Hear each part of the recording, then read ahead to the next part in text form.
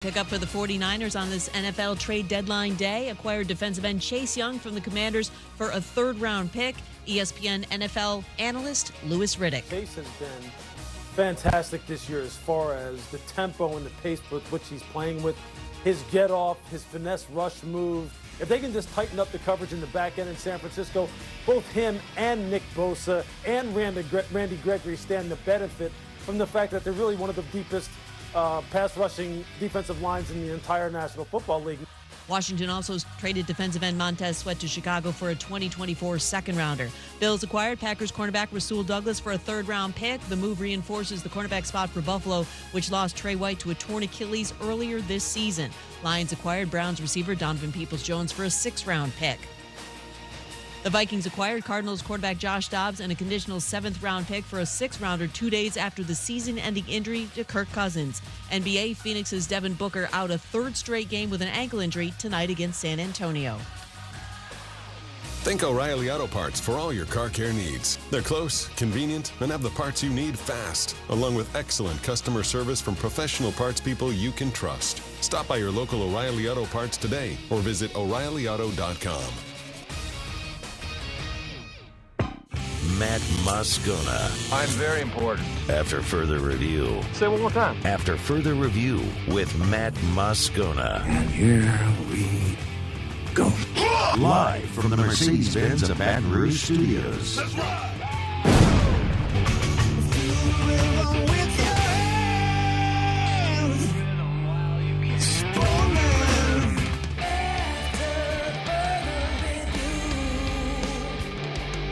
And off we go. Welcome aboard. Glad you're with us. AFR, powered by Sunshine, your hometown John Deere dealer in Louisiana. I'm Matt. This is Shaq O'Neal, and I hate Matt. Taylor Sharp.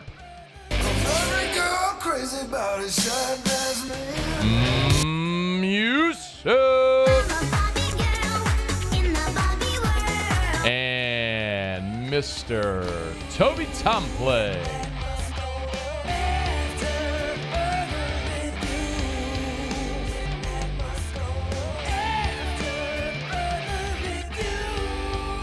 All right, we're here. Glad you are as well. Get out there and make it a good one. Locked, loaded, a ton to do today.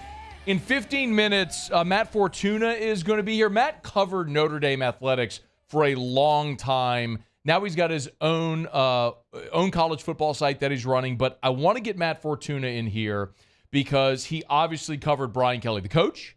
He covered Tommy Rees, the player, and Tommy Rees, the OC at Notre Dame. So I want to talk a lot about that dynamic, and we'll get to that with a guy who knows those two very well here in about 15 minutes from right now. And Shea Dixon in 1 hour. I think we're going to do this weekly with Shea. We're going to certainly, while it's relevant and it's recruiting time, excited to have Shea on board. I want to get an update on, obviously, LSU flipped a five-star offensive lineman from Texas A&M.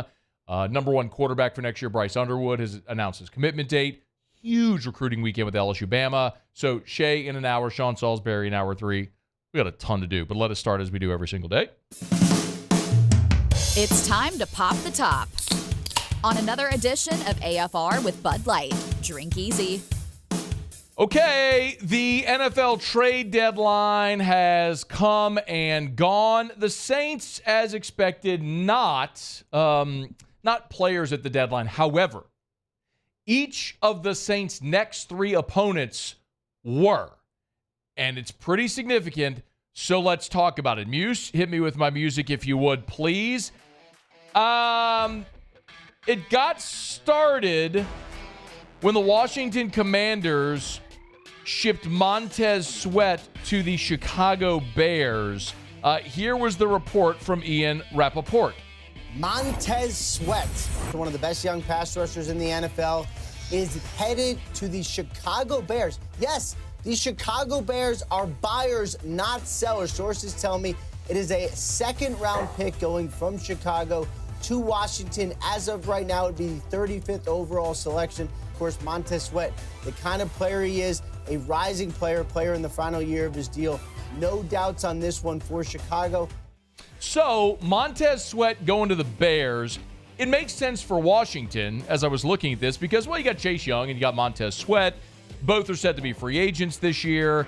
You can't franchise both players. You're not going to pay both players, so you trade Sweat before he walks in free agency. You get nothing. And then we found out that Washington was actually trading Chase Young as well. They traded him to the 49ers, meaning Riverboat Ron's time in D.C. is essentially over. But this is significant. I'll be curious where Montez Sweat lines up against the New Orleans Saints. He was lined up in Washington as a left defensive end, meaning he would have gone against Ryan Ramczyk. But keep in mind, the Chicago Bears are dead last in the NFL with 10 sacks. 10 sacks total as a team. 6 teams are tied with 15 sacks for second to last. The Saints are one of those, by the way. As bad as the Saints are rushing the passer, only 15 sacks, the Bears have 10 total on the year. They need help. It'll be interesting to see if Sweat lines up against Ramczyk or against whoever is going to be playing left tackle for the Saints. Pete, Hurst, God forbid Trevor Penning. But this is a huge opportunity for the Saints against a bad Bears defense allowing 27 points per game. But the Cavalry's on the way with Montez Sweat headed to Chicago. Then we find the Saints going after this weekend to play the Bears, to play Minnesota. Kirk Cousins ruptured his Achilles. What would Minnesota do at quarterback? They were actually buyers at the deadline. Here's Rappaport. And swinging a trade for Josh Dobbs, who has a lot of starting experience, just this past week has been starting the whole season for the Arizona Cardinals. Hard to imagine a better option for them. Kwesi Adolfo-Mensah, the Vikings general manager, has never met a trade he wouldn't at least consider. I know this one took a couple twists and turns, look at a couple different options. In the end, they get Josh Dobbs now to Minnesota. If Jaron Hall is not ready, he's a perfect option. If Hall is ready, great backup. Really good situation for the Vikings. I think this is a really surprising move by Minnesota. Number one, at 4-4, you're not catching Detroit in that division, who looks like a total juggernaut. And you're not going anywhere with Joshua Dobbs, who's 1-7 as the starter in Arizona right now. So why not do one of two things? Either go get a more accomplished quarterback or a quarterback that had at least worked with Kevin O'Connell, the head coach, in the past. O'Connell had been the OC at places like Washington and the Rams.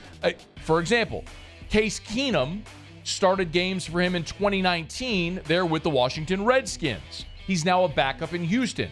You'd think that might have been attainable. John Wolford. There were reports that the Vikings were interested in John Wolford, who was the backup with the Rams in 20 and 21 when Kevin O'Connell was the OC there. But Tampa Bay today promoted Wolford from the practice squad to the 53-man roster to protect him. This feels like a huge missed opportunity for Minnesota. Josh Dobbs has 10 career starts. Kirk Cousins, whom he's replacing, has 145 career starts and is having a career year leading the NFL in attempts, in completions, and in touchdown passes. A huge step back for the Vikings. And remember, the Saints are in Minnesota in 2 weeks. And there's a familiar name that's headed to Atlanta. What are the Falcons just trying to rebuild the New Orleans Saints organization? I mean, Terry Fontenot's the GM, who had been in the Saints front office. Ryan Nielsen's the defensive coordinator, of course, was on staff in New Orleans. They signed David Onyemata and Caden Ellis this past offseason, and now at the trade deadline, just after they learned that defensive tackle Grady Jarrett is done for the year with a knee injury, they go and make a trade for Kentavious Street, the former New Orleans Saint, who signed this offseason with the Philadelphia Eagles and had really sparsely played with Philadelphia, just 4 tackles on the season total. No TFLs, no sacks. Street, look, the Philadelphia Eagles defensive front is really elite. And so Kentavious Street hadn't found any spot there. Now with Grady Jarrett's injury in Atlanta, he moves into that rotation, lining up next to David Onyemata. Those two were a good tandem in New Orleans. Now they'll try to replicate it in Atlanta. The next 3 games for the New Orleans Saints. This Sunday against Chicago with Montez Sweat. A week from Sunday in Minnesota against very likely Joshua Dobbs as the starting quarterback. The Saints will have their bye before they play Atlanta, and they'll face another familiar face with Kentavious Street being traded to the Falcons. Okay, that is how the trade deadline affects your New Orleans Saints. All right, it's After Further Review. Our show open every single day, brought to you by Bud Light. Drink easy in Louisiana. I want to remind you, our friends over at Mockler gave us 3 tickets for this Saturday's clash in Tuscaloosa. If you want to win them, all you have to do, go to social media, X, Facebook, Instagram, post a picture or video. Get creative. Your favorite picture or video. Use the hashtag Bama Hate Week. Use the hashtag Bama Hate Week and tag me and tag Mockler Beverage. Again, it's real easy. Get creative, your favorite picture, video, whatever. Hashtag Bama Hate Week and tag me and tag Mockler Beverage. And we'll announce our winner tomorrow for 3 tickets to see the purple and gold and the crimson and white in Tuscaloosa on Saturday. Okay, it's After Further Review. Let me knock out a quick break. Our Tuesday shows are powered by Sunshine, your hometown John Deere dealer in Louisiana. When we come back, excited about this, Matt Fortuna is going to jump aboard. Spent a lot of years covering Notre Dame. Brian Kelly and Tommy Reese both there. I want his perspective on what we might expect with Kelly against his former pupil Saturday in Tuscaloosa. Don't you move. It's AFR. AFR. Brought to you by Rouse's, the official supermarket of the New Orleans Saints. All right, y'all, tonight is Halloween. If you're heading home for trick-or-treat, you don't have the candy yet to dump in all those buckets. Or, when little Matty Moe was running around trick-or-treating as a kid, I didn't use a bucket. I literally used a pillowcase. And I was damn determined to fill that thing. Fat kid. You better believe it. But if you got little Matty Moe's running around trying to get all your candy, make sure you're prepared. Rouse's has got you covered. Get to any of the Rouse's locations. Of course, if you're going to be having some type of Halloween party, you want sandwiches, finger foods, whatever it may be, chips, dips, they got you covered at Rouse's. Always, always, always look for those Rouse's branded products. They source local every chance they get. So look for that Rouse's R, the Circle R logo, and you know that it's a local product and a Rouse's branded product. It's Rouse's, the official supermarket of the New Orleans Saints. Download that Rouse's app, curbside pickup and delivery options. It's Rouse's. This feels like home. The Windsor Senior Living Community in Mandeville, Louisiana is a beautiful, vibrant apartment community geared towards seniors. They are nestled right in the heart of Mandeville, where seniors live a more carefree lifestyle in spacious apartments with the peace of mind that comes from having a little extra help. Call the Windsor at 985-624-8040 to schedule a lunch and tour. Come see how the Windsor can be your passport to peace of mind. I've been doing business with Luba for 25 years. They're dependable, trustworthy. It's just the attention to detail with our clients. Our folks have years and years of experience. They're highly trained professionals, but many companies have that asset. What I'd like to think makes Luba a bit different is that we use those talents in a way that truly is dedicated to serving the needs of the folks who depend on us. Scooncha, fall in the air. Fall is right around the corner, which means fall fishing is, which means it's time for you to take your boat to the next level with front-to-back boat service in a bunch of different ways. You want a custom stair job, you can have a ton of fun out there on the water. They can do that. What about a spot lock trolling motor? So you stay right where you need to in casting lines. Or sonar that's let you see the fish under the water before you cast. All of your maintenance needs as well. For 38 years, they've been at it and will continue to do so. The Sherman family of front-to-back boat service. Running Boards Marketing can help you get their attention. Imagine your brand's message on a giant LED billboard truck that can't be skipped and is nearly impossible to ignore. Running Boards Marketing is the leader in effective and affordable advertising on digital mobile billboards, which are 2 times more effective than traditional billboards. With a 97% recall rate, you'll leave a lasting impression with your customers.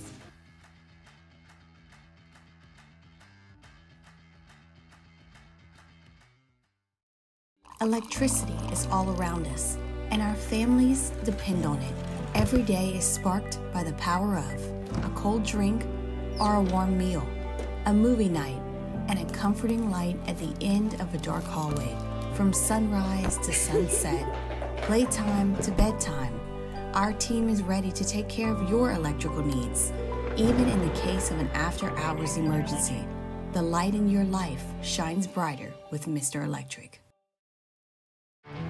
There it is, the extra mile, on the border of expected and extraordinary for those willing to go further, like vans customized for work or play, with safety and tech to keep you connected. Supported by a 5-star sales, service, and finance team, and backed by the 1-star you know. So go the extra mile.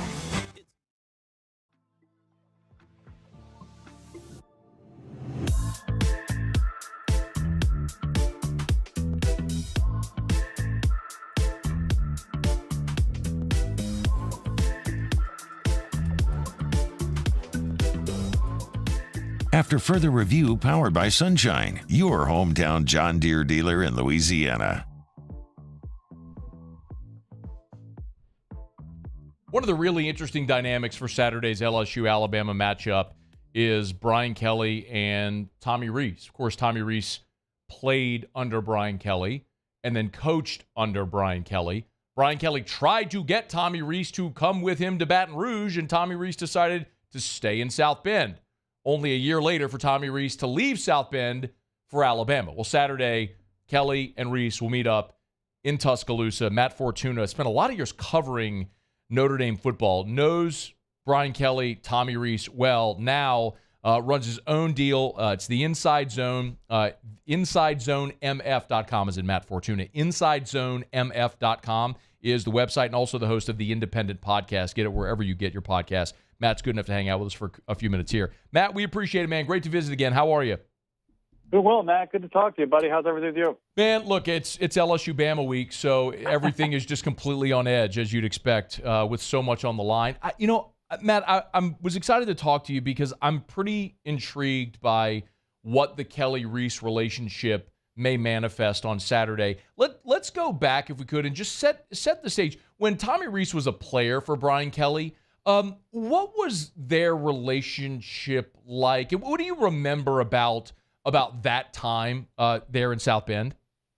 You know, it's funny. I like to say it was like the odd couple that couldn't really quit each other, right? I mean, look, Tommy Rees was limited in his physical ability as a college quarterback. I think we can all say that without sounding disrespectful, right? I mean, they recruited around him, over him, you name it, and yet he seemed like the only one who could really take Brian Kelly's coaching and who could give it back to Brian Kelly just as good as he could take it. And again, it felt like Brian Kelly and that Notre Dame offense needed Tommy Rees more than Tommy Rees needed them at times, because they don't go undefeated in the regular season in 2012 without Tommy Rees. They don't win 9 games in 2013 after Everett Colson gets kicked out of school without Tommy Rees sticking it out and not transferring for his senior year. So you look at a college body of work as an undergraduate, particularly at that time, that really ran the gamut of the highest of the highs and lowest of lows and everything in between. It's hard to see a more complete career, for better and for worse, than Tommy Rees had at Notre Dame. When Tommy Rees decided to join the staff there under Brian Kelly, what was the general feeling about his prospects as a coach? You know, he comes from a coaching family, right? His father, Bill Rees, worked at UCLA, Northwestern, the Bucks, the Bears, the Niners, all over the place. So even when he was a player, he was like a coach on the field. And I know that's a cliche, but even in interviews with us, there was a lot of coach speak. He was a guy who, again, didn't have, wasn't the most physically imposing guy. Certainly wasn't a mobile quarterback. But you know what? He was one of the least sacked quarterbacks in the country his senior year. He had great rapport with that offensive line. He lived with all the offensive linemen and the captains. He was a guy that everyone in that locker room wanted to go to battle for week in and week out. And so it had all the makings and characteristics of a coach. I think he had a cup of coffee in camp with, they were called the Redskins then, the Washington football team, and quickly got on staff. I think first it was with Northwestern and then with the Chargers, or maybe it was the other way around, before eventually coming back to Notre Dame. I remember when they hired him, it was in 2017. It was right after the 4-8 disaster of 2016. And it was as quarterbacks coach, but it was also before the 10th assistant coach had been approved. So that first year, he was on-field coach but couldn't recruit, and eventually was activated in 2018 as a quarterbacks coach. And again, I vividly remember his last game, the Pinstripe Bowl against Rutgers, ugly game. Notre Dame wins it, though, pretty convincingly. And Brian Kelly, in his last press conference of that year, says, whenever Tommy Rees becomes Coach Rees, he'll have a spot on the staff working for me. That's how highly I think of him. That's, man, that is high praise. And these two have a long history. So when Brian Kelly left Notre Dame for LSU and Tommy Rees didn't follow him, were you surprised that they didn't stay joined? Yes and no. In real time, it was going back and forth. I mean, I was getting information from all over, and there was a point in time, I think as late as that day, where he decided to stay at Notre Dame, where it looked like he was going to LSU. People close to Tommy were telling me he sounds like a guy who's leaving. I know he thought long and hard about it, and frankly, Notre Dame, I think, waited till the last second to really up their offer, so to speak. Not that it was a money decision, but, LSU was offering him a nice chunk of change, and you need to feel wanted and respected and validated at your current place of employment and, at your alma mater, right? I mean, that's another dynamic for this thing as well. And look, in real time, it did not sound like Notre Dame was going to hire Marcus Freeman unless they were able to stabilize the staff around him, so to speak. That meant Tommy Rees staying as offense coordinator. That meant Matt Bailiff staying as the head strength coach. So, if Tommy Rees leaves for LSU, it's interesting to think about the alternate history of what happens at Notre Dame coaching search. I'm not saying Marcus Freeman doesn't get it, but it certainly opens it up to more of a traditional national search. But ultimately, Tommy Rees needed to feel a little bit of love from his alma mater. He did. He chose to stay, and from my understanding, it was not a pleasant conversation when he told Brian Kelly that he was not going to be joining him. It's interesting. We're showing the video right now of when Tommy Rees announced to the Notre Dame team that he was staying. And then a year later, he leaves for Alabama. Matt Fortuna is with us on Twitter at Matt_Fortuna, The Inside Zone, the Independent Podcast as well, wherever you get your podcast. So whenever he made the decision to leave a year later, take us there, Matt, the decision and the reaction then. It's a little bit different, right? I think, look, he is a guy who played and coached for Brian Kelly pretty much his whole college football career, right? And so I think the opportunity to stay at his alma mater and essentially be the quote-unquote head coach of offense, right? Working for a defensive head coach and Marcus Freeman. I think that was appealing to him to kind of put his own stamp on that offense. Obviously, things didn't go as planned last year. His starter, Tyler Buckner, gets lost for the season 2 games in. They do what they can with Drew Pine, but it was kind of a slog offensively last year.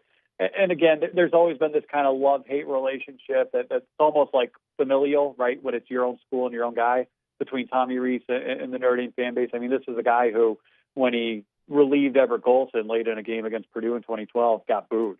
And he ended up leading them to a game-winning drive in the second game of the year. Every year they end up going undefeated in the regular season. So, he became the convenient punching bag for the offense's shortcomings last year. I think a lot more to do with not going in the transfer portal to get a quarterback than it was for the actual product on the field. But, look, Nick Saban's Nick Saban, right? And some people may argue he's lost a step, that Alabama isn't what they were a couple of years ago.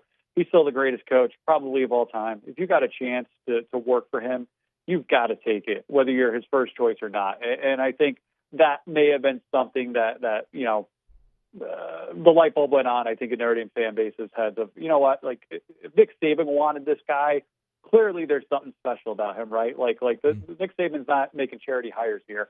And certainly he's got a great offensive mind, and certainly, frankly, he's had his work cut out for him this year with Alabama on that side of the ball.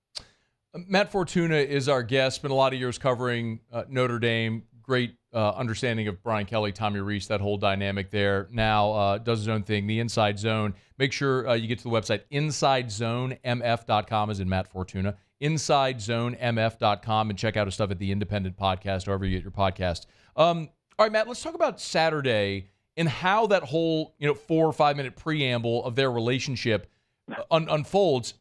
I'm always curious when there's sort of deep knowledge between two coaches who it benefits. In this instance, do you think there's any benefit to Brian Kelly knowing that for as long as Tommy Rees has been a coach, he's basically been a Brian Kelly and player? He's been a Brian Kelly disciple, pupil?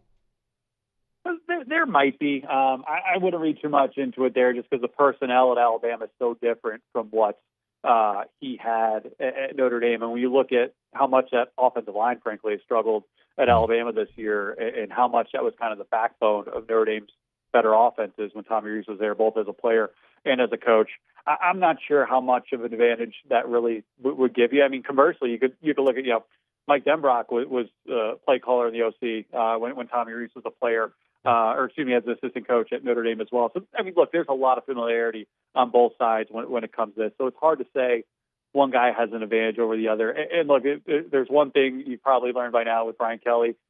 He doesn't have a whole lot of friends, but he doesn't have a whole lot of enemies either, right? He's kind of one of those rare coaches who's been a head coach for pretty much his whole career. He doesn't have much of a coaching tree, so to speak. He doesn't have a whole lot of friends in the business. Everything with him is very business, transactional, professional. And for that reason alone, it's my understanding, I don't think there's any bad blood or anything between him and Tommy Rees. And, he had some nice comments to say about him over the summer when he got hired at Alabama. And it's going to be interesting and fun to see, right? I mean, this rivalry's got enough juice as it is, particularly after last year, to see, protege and the teacher go at it with all the stakes that this game has on Saturday night. It's going to be pretty interesting. Matt, when I don't know how much you've gotten to see Alabama play this year, but when you watch this Alabama offense, what does strike you about the job Tommy Rees has done from game 1 now through game 8? Yeah, funny enough, I was there for week 2 against Texas, so I'm 0-1 in person with them this wait, year. are you going this weekend? I'll buy the plane ticket. No. I'll buy you the plane ticket. If you're paying, I'll be there. We'll get our info off air. It was a slog, at least that game, right? And you're watching that game, and look, that was a quarterback battle that went really into the first game of the season. You're watching Jalen Milroe struggle, and in real time, you're thinking, Tyler Buckner can't beat this guy out, right? And then we see the next week at USF, and you're thinking, oh boy, they might have a real problem on their hands here. But slowly but surely, things have steadied out there. They've still got a lot of good skill position players. The offensive line there has certainly been the biggest disappointment when you look at that offense, and it really hampers your ability to do a lot of things. Now, again, the receivers, I think, are pretty good. They're not at that elite level of 2-3 years ago when Alabama was playing and winning national championships, but they're still a good group of receivers, and they're going up against the secondary, as you know, that has really struggled against the pass so far this season. So it should be a very exciting matchup because I think you're looking at two really contrasting styles of play here. A couple more for you here, Matt. Matt Fortuna is our guest. InsideZoneMF.com, and check out the Independent Podcast, however you get your podcast. National college football perspective with our buddy Matt Fortuna, who we had a great chance to meet at SEC Football Media Days this summer in Nashville. Matt, when you look at this game, mentioning that you had been in Tuscaloosa for the Texas game, and you've seen both these teams play, where do you see the key matchup, the pendulum swinging one way or another Saturday? I think it comes down to one guy, Jaden Daniels. I mean, he's number 3 right now in the Heisman odds at plus 450. And I think he's either going to win it or lose it Saturday. If he goes into Alabama and beats them on the road and beats Brian Kelly, beats Nick Saban for the second year in a row, I think he's all but locked up the trophy. I really do. There are other, good candidates out there who are going to have chances to make statements down the stretch. But when you look at the overall body of work, when you look at what this guy's been able to do, again, it's not his fault that they couldn't stop Florida State or Ole Miss in the second half. This guy's been everything and then some offensively. I mean, he's number 3 nationally in passing yards per game at 321 yards. He's got Malik Neighbors, arguably the best receiver in the country, catching passes for him. I just think Jaden Daniels is the ultimate X factor here because he's the better quarterback in this game, no question about it. And if he plays his best game, LSU goes in there with a great chance to pull off, I guess, what would be technically a minor upset, but, a pretty monumental win in the grand scheme of things when you look at the idea of possibly beating Nick Saban in back-to-back years. So I think it all comes down to him. Matt, last thing for you. As a guy who covered Brian Kelly all those years in South Bend, I'm curious just your thoughts on with the first, what's it been, 14 and 8, 22 games of his LSU career, how it's all transpired with Brian Kelly in Baton Rouge so far? It's gone about how I thought it would. I mean, the guy's really good at what he does. I mean, he's unconventional. He may fake an accent. He may be a fish out of water in certain places. But, the guy's won big everywhere he's been. He won his 300th career game last time out. He's been around the block. He knows what he's doing. the one knock on him at Notre Dame was he couldn't break through and win a national championship. And, could he? I definitely think he could win one at LSU. I think he's good enough, and he's got the program and the talent around him capable enough to eventually win one. The question is, will he win one? Because that's ultimately, I think, what he's going to be judged by down in Baton Rouge. But it's gone, I think, in the short term, a little bit better than I thought it would be. Again, I thought it would be good. I didn't have him beating Nick Saban and playing in the SEC title game in year one. And I think, anytime you do that, you earn yourself a lot of goodwill. But as you know, if they get routed this Saturday, it's back to square one, and everyone's questioning whether this is our guy or not, because that's how it works down there, and understandably so. But so far, while there's been a loss or two that will leave you scratching your head, I think the overall body of work certainly is trending in a positive direction for him. You know the culture well. Matt Fortuna is our guest on Twitter at Matt_Fortuna. Make sure you check out InsideZoneMF.com, InsideZoneMF.com, and the Independent Podcast, however you get your podcast. Great National College Football voice. Matt, we appreciate it, man. Thanks for some time today. Thanks, Matt. Anytime. And I'll be down there if you got a plane ticket for me. Hey, I might swing it. I mean, can you get credentialed before Saturday? I think they let me in once. They'll do it twice, right? Fair enough, dude. I'll take any advantage I can get, and if it means having you in Bryant Denny Stadium for a few hours and foot the bill for that ticket, I might do it. We appreciate it, Matt. Thanks, man. Take it easy, buddy. Thanks. All right, be well. It's after further review. You want to bet on that game, you can at the DraftKings Sportsbook. Download the DraftKings Sportsbook app. Use the promo code Baton Rouge. Of course, you could bet on LSU and Alabama. And remember, all this week as we're kicking off the NBA season, or should I say tipping off the NBA season, you can download the DraftKings Sportsbook app. If you're a new customer, use the promo code Baton Rouge, one word, Baton Rouge. Make a $5 NBA bet, and they'll give you $200 in bonus bets instantly. So you want to fund that account so you can start playing and have some fun. Here's a great way to do it with our friends over at DraftKings. Again, download the DraftKings Sportsbook app. Use the promo code Baton Rouge. Make a $5 bet, any NBA bet, and they'll give you $200 in bonus bets instantly. Of course, you can bet on the NBA, on the NFL, on college football. You got the World Series tonight as well. You want to bet on all of it, you can do so at the DraftKings Sportsbook. Download the DraftKings Sportsbook app. Use the promo code Baton Rouge. DraftKings, the crown is yours. 21 and older, physically present in Louisiana. Select parishes only. Bonus bets expire 168 hours after issuance. Eligibility and deposit restrictions apply. Terms at sportsbook.draftkings.com/basketball terms. Licensing partner Golden Nugget Lake Charles. Gambling problem? Call 1-800-GAMBLER. 1-800-426-2537. All right, good stuff there from Matt Fortuna. We appreciate a couple of minutes. We're going to knock out a quick break, come back, go around the SEC. LSU basketball did have an exhibition. I'll spend roughly 30 seconds recapping that because this week I'm not sure anybody cares that LSU blew out Louisiana College in basketball, but I'll give you maybe a quick thumbnail explanation of what happened. We'll get to all that. And again, Shea Dixon in 30 minutes. Massive recruiting weekend for LSU in Tuscaloosa. Also, the number one player in the class of 2025, Bryce Underwood, the quarterback out of Michigan. He set his announcement date. What's the latest with LSU there with Bryce Underwood? We'll get to that with Shea Dixon in about 30 minutes from right now. Glad you're here. It's AFR. AFR. Brought to you by Clegg's Nursery. Hey, remember, if you want to get by Clegg's Nursery, get on by today. Pumpkins still 50% off. It is Halloween, so you can get by Clegg's Nursery and take advantage if you want pumpkins, for decorating, for carving. Remember, today is Halloween, and this is your last opportunity. 50% off all pumpkins, all different sizes. They've got them at Clegg's Nursery, any of the 4 locations. Sieg near Airline, LA 16 in Denham, Mid-City on Donmore, and the Garden Center on Greenwell Springs. Any of those 4 locations, again, 50% off all pumpkins at all 4 Clegg's Nursery locations. Buy local, shop local over at Clegg's Nursery. And, of course, with it being the weather getting a little cooler, if you're decorating for fall, get on by Clegg's. They can help you do it. It's Clegg's Nursery. Buy local, shop local. Tell them Matt sent you in to Clegg's Nursery. Follow us on Twitter at 1045ESPN to cast your vote in the Citizens Bank and Trust Poll of the Day. Vote daily inside Off the Bench, live at lunch on Palmer. And after further review, Citizens Bank and Trust brings you the Poll of the Day via Twitter at 1045ESPN. Scooncha, fall in the air. Fall is right around the corner, which means fall fishing is, which means it's time for you to take your boat to the next level with front-to-back boat service in a bunch of different ways. You want a custom stair job, you can have a ton of fun out there on the water, they can do that. What about a spot lock trolling motor? So you stay right where you need to in casting lines, or sonar that's let you see the fish under the water before you cast.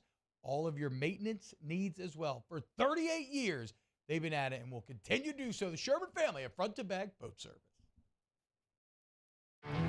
There it is, the extra mile, on the border of expected and extraordinary, for those willing to go further, like vans customized for work or play, with safety and tech to keep you connected, supported by a 5-star sales, service, and finance team, and backed by the 1-star you know. So go the extra mile. It's never crowded, because so few have what it takes to go there. Mercedes-Benz Vans. When is a taco more than just a taco? When it's Government Taco. Voted best tacos 3 years in a row by 225 Magazine, Government Taco puts the most delicious spin on tacos the capital area has ever seen. With creative combinations like the Magna Carrot, the Filibuster, or the Steak of the Union. Plus perfect tortilla chips paired with the best salsa and queso you've ever had. And happy hour every day from 3 to 6 p.m. and all day on Thursday. Government Taco, 5621 Government Street.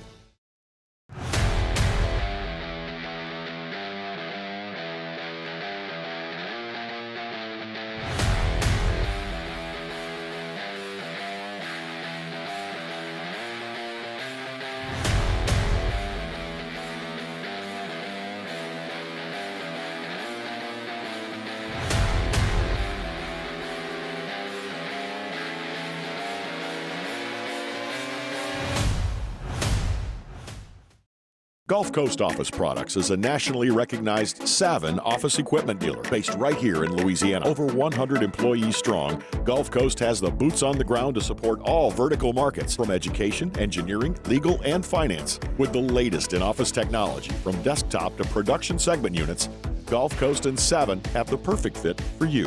Call 225-756-2644. That's 756-2644 for Gulf Coast Office Products.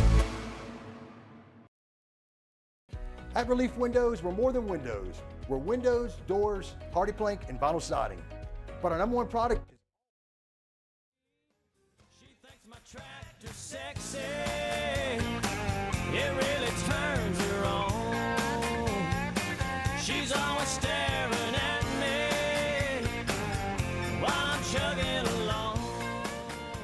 After further review, powered by Sunshine, your hometown John Deere dealer in Louisiana. Yeah! Crank it up, yo!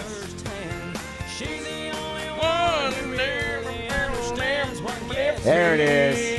Yeah. She thinks my tractor's sexy. I figured you've been singing this since Sunshine came aboard on the show, that it was finally time to just play it. How many times? And then not only do I don't actually sing it music. Go.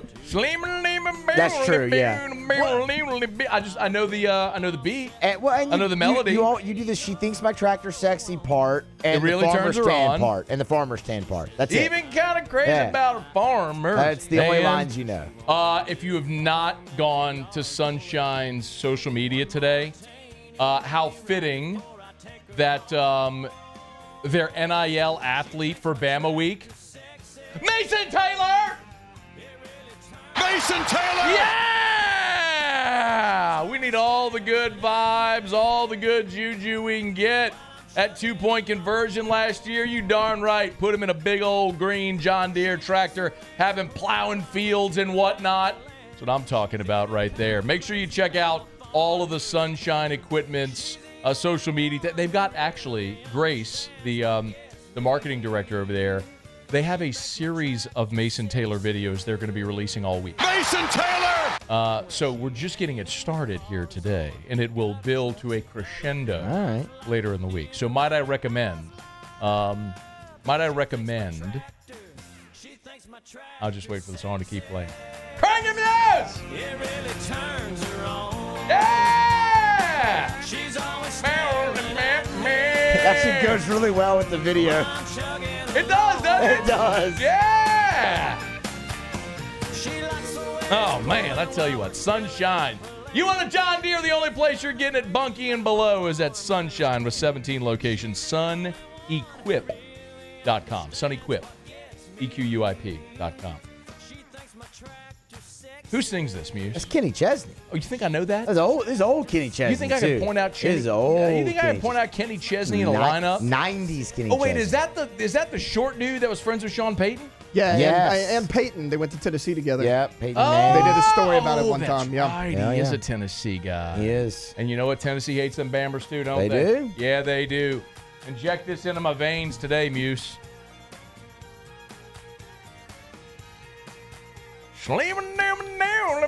That's pretty much what I do every time in the Muse. All right. That's it. What do we got? Oh, we got to go around the SEC. Hit it, Muse.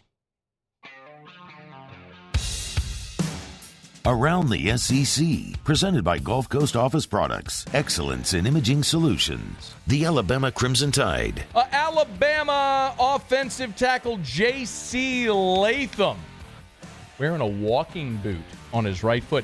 I don't know if you've heard, but Alabama's offensive line stinks. Have you heard that yet? Everybody heard that this week? I've heard that. You heard that? Only 4 teams in the country have allowed more sacks than Alabama. And J.C. Latham in a walking boot. Not great with Harold Perkins and company looming. Latham said it's doing pretty good. Stuff happens, but he expects to be ready to play when the game comes. Latham is a projected first-round draft pick, even though the Alabama offensive line stinks. The Arkansas Razorbacks. Sam Pittman updated Rocket Sanders' status. Did not play last week, but back at practice this week. They'll see. Pittman said, quote, I anticipate him practicing today. How much can he do? I don't know. Sanders suffered a knee injury in the season opener, and then last week against Mississippi State was the 5th game he's missed so far this season. Sanders just 91 yards rushing on the entire season. Last year ran for over 1,400 yards for the Hogs. The Ole Miss Rebels. And Chris Beard and the Ole Miss basketball squad putting together that new roster for his first season at Ole Miss. But freshman center Cameron Barnes will not see the floor this year. Barnes didn't play in the Rebels' exhibition win over Tusculum? How would you say this? Tusculum. Tusculum? Oh, Whoa. how about that ricochet? I thought you just played like a nice little little draw there. I threw it to hit the light. Okay. And then ricocheted off the light and hit you, Muse. That's awesome. Sniper fire there. Barnes was a 3-star, number 182 overall in the class, in the country, the second highest commitment in the Rebels class, the number 25 center prospect. But he'll take a red shirt this year there in Oxford. Okay, there you have it. That is Around the SEC, presented by Gulf Coast Office Products. Shout out to our guy Trey Beal and our friends Gulf Coast Office Products online at gcopnet.com. Who buzzed the tower there, Taylor? Sorry about that. gcopnet.com for Gulf Coast Office Products, the official office equipment provider of the LSU Tigers, the New Orleans Saints, New Orleans Pelicans, the Raging Cajuns, and your Baton Rouge Zydeco. Horn, give me the Colucci. Come on. What are we doing here, Muse? Okay, that has always only been for Colucci, so we got to establish the ground. hockey! I don't It's care. hockey, I don't Taylor! care. No, Help me I don't out. care. It is hockey. Thank you very much, Taylor. See, Paul doesn't even need to be here to co-sign. Everybody knows you're wrong. It's literally labeled the Colucci. It doesn't matter. That does matter. Hey, Taylor, if I'm sitting here going, hey, the Baton Rouge Zydeco, Baton Rouge hockey team, what sound effect do you think that I'd be implying for him to play? Probably the buzzer. Yeah, probably not the Mason Taylor drop. No, I don't think so. Mason Taylor! Not Todd Peterson over there. I was ready for that. Not ready for that. Well, what about Justice Williams? No, we took that off. Remember? Okay. Yeah. What was Zydeco music? You could have been implying that. They're called the Zydeco. When have we ever played Zydeco? I don't know. We better never. It's terrible. Why do you hate Louisiana? I don't. I love Louisiana, but Taylor, Zydeco does it sound music like he is hates factually Louisiana? bad. A little bit, but look, I got to give my guy credit. I'm not crazy about Zydeco music. It doesn't Look matter at that. Yeah. if you don't like Zydeco, but I mean, you just clearly hate Louisiana. That's not true. Both of you. Well, Taylor's a Texas guy. Let's be honest. I'm not a Don't Texas tell me you guy. grew up in Walker, Cowboy fan. He loves the Dallas Cowboys. Dork. And Dak Prescott, one of his favorite players of all Stop it. time. How do you grow up in Louisiana and you're a Cowboys fan? Talked to a guy today that's a Cowboys and Bama fan. Of course he is. Is I'm he like, also a Lakers fan? Lakers, yeah. Duke basketball? Unbelievable. Yankees? Okay. You can go there, Muse. I'm not mad at you. I'm not saying you. I'm saying in general.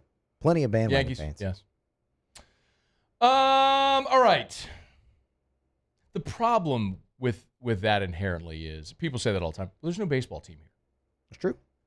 I don't give a flip about the Astros. Never have.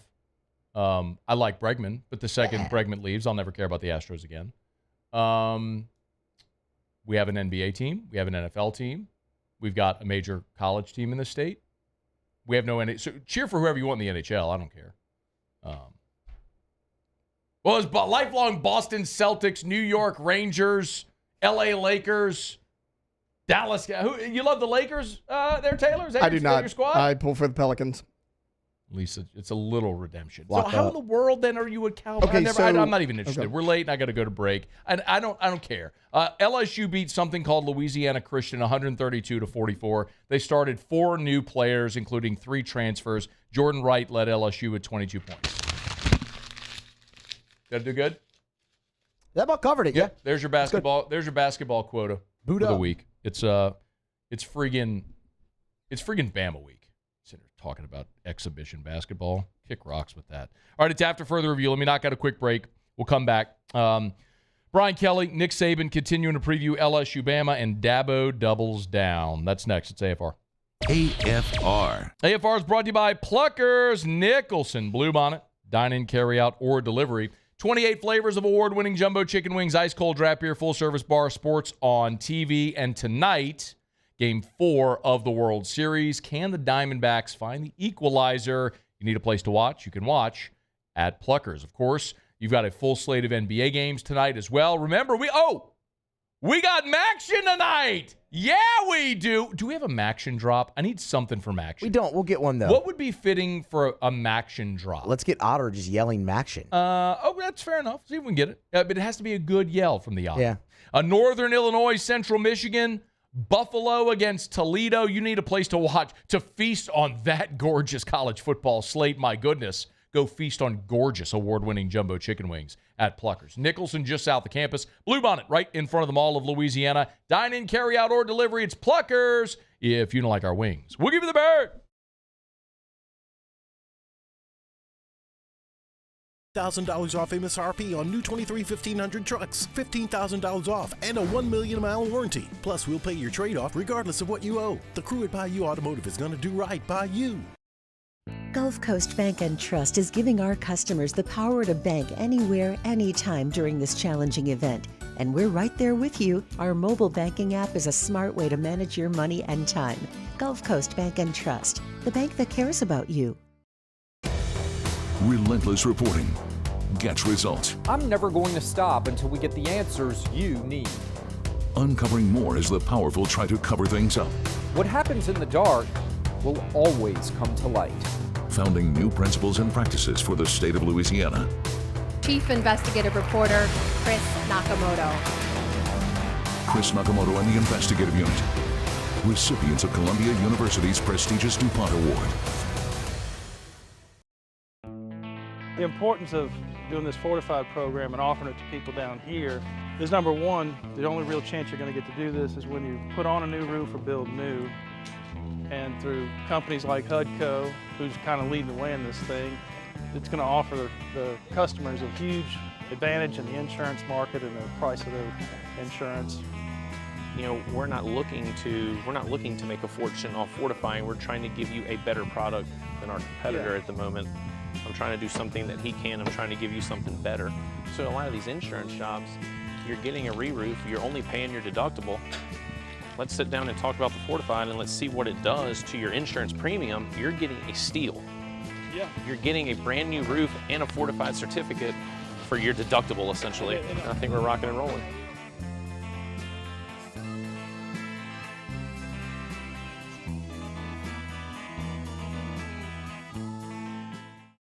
Dylan Cruz here to tell you about Six Rings Baseball and Softball Camp. If you live on the North Shore and play ball, go to Six Rings Camps with former LSU assistant coach Dan Canaveri. His knowledge is second to none, and your child will improve and have fun doing it. Camps were held at Coquille Park and Six Rings Academy in Covington with 4 sessions over the summer. Full day and morning only sessions are available from ages 7 to 13. Go to sixringsbaseball.com or call 985-206-9096. Learn the game to love the game.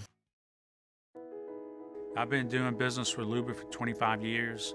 They're dependable, trustworthy. It's just the attention to detail with our clients. Our folks have years and years of experience. They're highly trained professionals. But many companies have that asset. What I'd like to think makes Luba a bit different is that we use those talents in a way that truly is dedicated to serving the needs.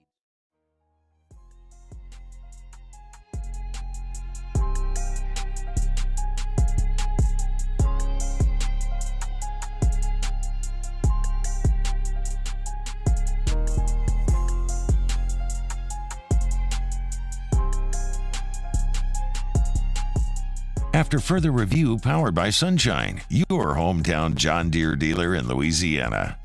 All right, Shea Dixon in 10 minutes. If you're just joining us, we opened up today with the headlines from the NFL trade deadline. Saints were quiet, but the Saints' next three opponents all made moves. Montez Sweat, the great defensive end, going to the Chicago Bears, who the Saints play this weekend. Bears are dead last in the NFL in sacks, so it's a big get for the Bears. The Vikings, after Kirk Cousins' injury, they signed Joshua Dobbs from Arizona. Dobbs has started the first 8 games of the season. For Arizona, the Cardinals are 1-7. Kyler Murray's expected back possibly this week to play for Arizona. We'll see how it goes along there. And then Kentavious Street, former Saint, was traded from the Philadelphia Eagles to the Atlanta Falcons. The pipeline from New Orleans to Atlanta continues with Terry Fontenot, the GM there. So the Saints' next three opponents all were busy at the deadline, so see how all that impacts New Orleans. All right, it's after further review. We're glad to have you hanging out with us here. Last week we talked a little bit about Dabo, and I'm not exactly sure why Dabo is such a lightning rod. Because there are successful coaches that aren't that interesting. Is that fair to say? I mean, but Dabo is this guy that sort of reached the mountaintop and did the unthinkable in dethroning Nick. I mean, he beat Saban twice in national championship games. But there's a very clear erosion in that Clemson program, and this 4-4 record right now isn't a one-off. He refuses to take advantage of the portal and NIL. And if you're not going to do that, you're going to go the way of the dodo bird. That's evident. Well, boy, Monday night on Dabo's coaches show, it got a little heated. There was someone called in as Tyler from Spartanburg, and the whole call was like 14 minutes long. Why they kept a caller on for 14 minutes is beyond the life of me. You wonder why I never take a phone call on the show? That's why. Callers seldom have anything to offer. And people generally don't want to hear them. And if you're Dabo, you open yourself up to idiots like this. And now you become a national story because Dabo goes on a 5-minute rant against a caller. Here's the short version. I'm not even going to play this whole thing, Muse, but give me the crux of it. You're part of the problem, to be honest with you, because that is part of the problem. It's people like you that the expectation is greater than the appreciation, and that's the problem. We've won 12 10-plus win seasons in a row. That's happened 3 times in 150 years. Clemson ain't sniffed a national championship for 35 years. We've won 2 in 7 years, and there's only 2 other teams that can say that, Georgia and Alabama. Is this a bad year? Yeah. And it's my responsibility. Take 100% responsibility for it. But all this bull crap you're thinking, all these narratives you read, listen, man, you can have your opinion all you want, and you can apply for the job, and good luck to you. I used to tell people all the time, they'd say, what's the difference in Clemson? I'm going to tell you, at some places there's an expectation, but at Clemson there's an appreciation. And what's happened at Clemson is we've won so much. It used to be the fun's in the winning. Now, even when you win, people like you complain. Sounds a lot like what happened at Alabama. Except Nick's just not the guy that's going to go, well, Nick will yell at the fans a little bit like that. But Nick's never taken a plunge like this where they're 4-4 through 8 seasons. And I don't see Dabo. This isn't like this is some hot take. I can't see Dabo Swinney getting this thing back on track. I don't think that is innately in him to be able to rebuild this if you're not going to take advantage of the portal and of NIL because everyone else is using the system to their advantage and you're choosing not to. It's not going to go well. So, look, I picked Clemson to win the ACC this year. I thought they had enough on that defensive line. I like Cade Klubnik, and I thought a lot of people were just overlooking them.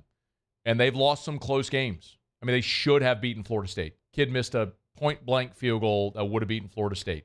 The Duke game was incredible because they turned it over like 4 times inside the 10 or something. Or they made 4 possessions inside the 10 where they came away with no points. It was something crazy like that. Like, they should be in a far greater spot than they are, but they aren't. And you're seeing the erosion of all of this around that program.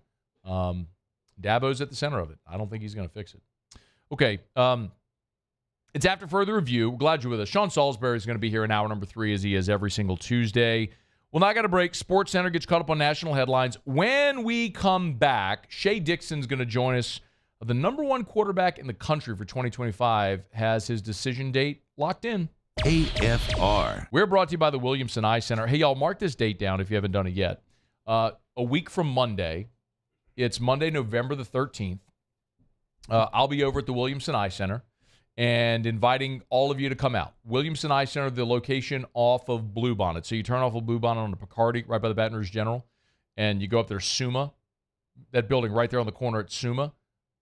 That's the first 2 floors of that building are the Williamson Eye Center. The first floor is the optical shop. The second floor is where they have all the exam rooms and the surgery center. It's the Williamson Eye Center. If you ever thought about refractive surgery, if it's LASIK or the EVO ICL, that's the implantable contact lens, maybe it's PRK, maybe it's the lens replacement, no matter your age or refractive issue, just highly, highly encourage you. I can't push you harder than I am. Just make that call.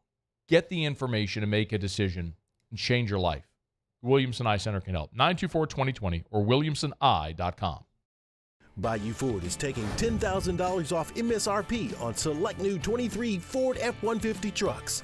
And all new Bayou Ford vehicles come with a 1 million mile warranty. The crew at Bayou Ford is going to do right by you.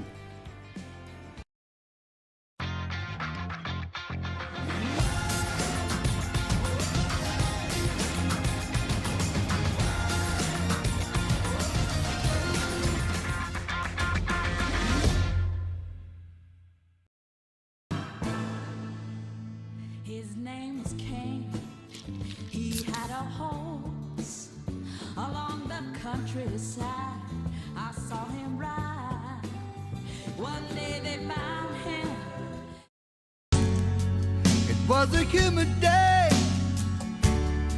Barefoot children play, looking for that summer shade.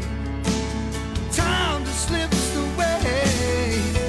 Oh, Louisiana, some kind of hold on me. Like cypress stumps, your roots are planted deep inside of me.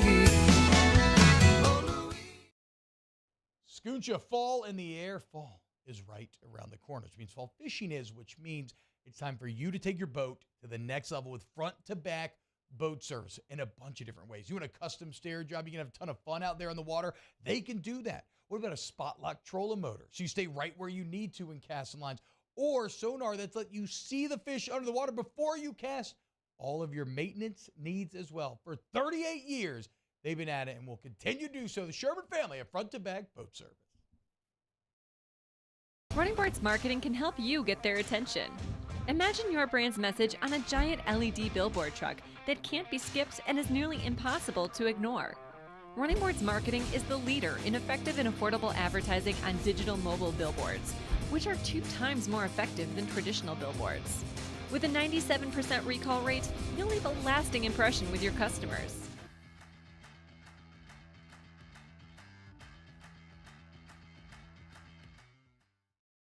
Electricity is all around us, and our families depend on it.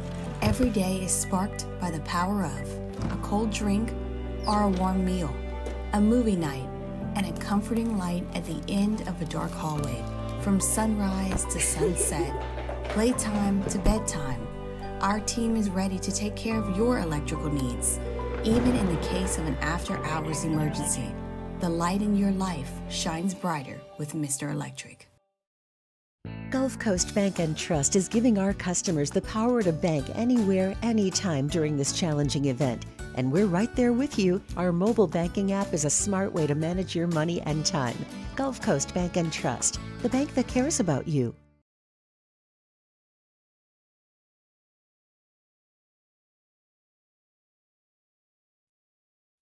This is SportsCenter.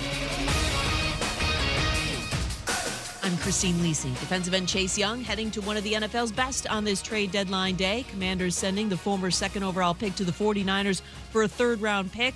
ESPN NFL front office insider Mike Tannenbaum. They go and get a 24-year-old pass rusher who has some health concerns, but boy, he's been really productive this season.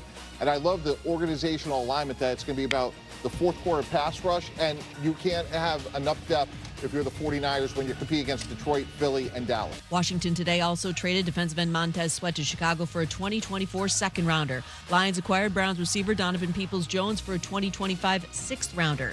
The Bills, looking for reinforcements at corner following the season-ending injury to Trey White, acquired cornerback Rasul Douglas from the Packers for a third-round pick. Vikings acquiring quarterback Josh Dobbs and a conditional seventh-rounder from the Cardinals for a sixth-round pick. Minnesota addressing the season-ending injury to Kirk Cousins. Jags acquired guard Ezra Cleveland from Minnesota for a 2024 sixth-rounder. Jacksonville, in the process, improving its depth on the offensive line. Hey, it's your resident Super Bowl champ, Chris Candy. Coming up Wednesday, I'll tell you why it's time for the Packers fans to start panicking when it comes to Jordan Love. It's Unsportsmanlike, 6 a.m. Eastern, right here on ESPN Radio, ESPN2, and ESPNU. Matt Moscona. I'm very important. After further review. Say it one more time. After further review with Matt Moscona. And here we go. Live from the Mercedes-Benz of Baton Rouge Studios. That's right.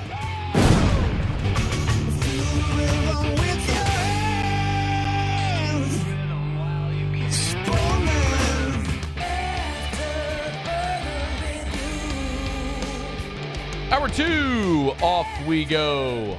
Welcome aboard. Glad you're with us. AFR, powered by Sunshine, your hometown John Deere dealer in Louisiana. I'm Matt. Love you, Matt. Taylor Sharp. Every girl crazy about his shine as me.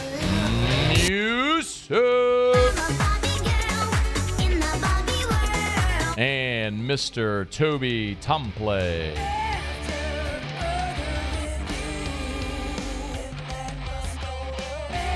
All right, we're here. Glad you are as well. Get out there and make it a good one. Sean Salisbury, 1 hour from right now. Excited about that. Tons to talk about, previewing LSU, Bama. And, of course, have the Saints found that spark offensively? We get to all that in an hour from now with Sean Salisbury. Busy recruiting time for LSU. Our buddy Shea Dixon from On 3, the Bengal Tiger, good enough to join us for a couple minutes to dissect all of it. Shady, how are you, man? I'm doing well. How are you? Man, really good. Since we last spoke, LSU made a pretty big flip, man. A five-star offensive lineman flips from Texas A&M to LSU. Was this something that was expected? I think the LSU staff at least felt like they could pull it off, which is why they stayed on him even when he submitted over A&M over the summer, back in June. This is a guy, Weston Davis, who we at On 3 have as a five-star number 3 offensive tackle in the country. His first out-of-state offer was Alcorn State. His second out-of-state offer was LSU. So LSU was one of the very first teams that was recruiting him, and he leads to his decision that when Wait, hang on one second. Wait, Shay, hang on one second. Put him on hold. And let's clear that up. We'll get him back. I don't want to miss what Shay's saying there. He kind of went robotic on me, so we'll see if we can get a better signal there with Shay. I want to talk about Weston Davis. We'll also circle back. We're good. Okay, Shay, do me a favor if you could. Because it was a little robotic there. Let's start over with Weston Davis. So LSU flips five-star Weston Davis from Texas A&M. How much of a surprise was this? Yeah, I don't know if it was a major one to LSU staff because they really just stayed on top of him. His first college offer coming out, or out-of-state offer, was from Alcorn State. His second out-of-state offer was LSU. That's how early on kind of LSU was in on this. So they buckled in hard. Brad Davis and his staff kind of pressing him. The kid in Beaumont is, on the border, and it's easy drive for him as one of their top priorities. And this was long before he was ranked as a 5-star by On3 and the number 3 offensive tackle in the country. They just thought he was a really good-looking prospect. And when he committed to A&M over the summer, he had made visits to LSU, Bama, Oklahoma, schools like that.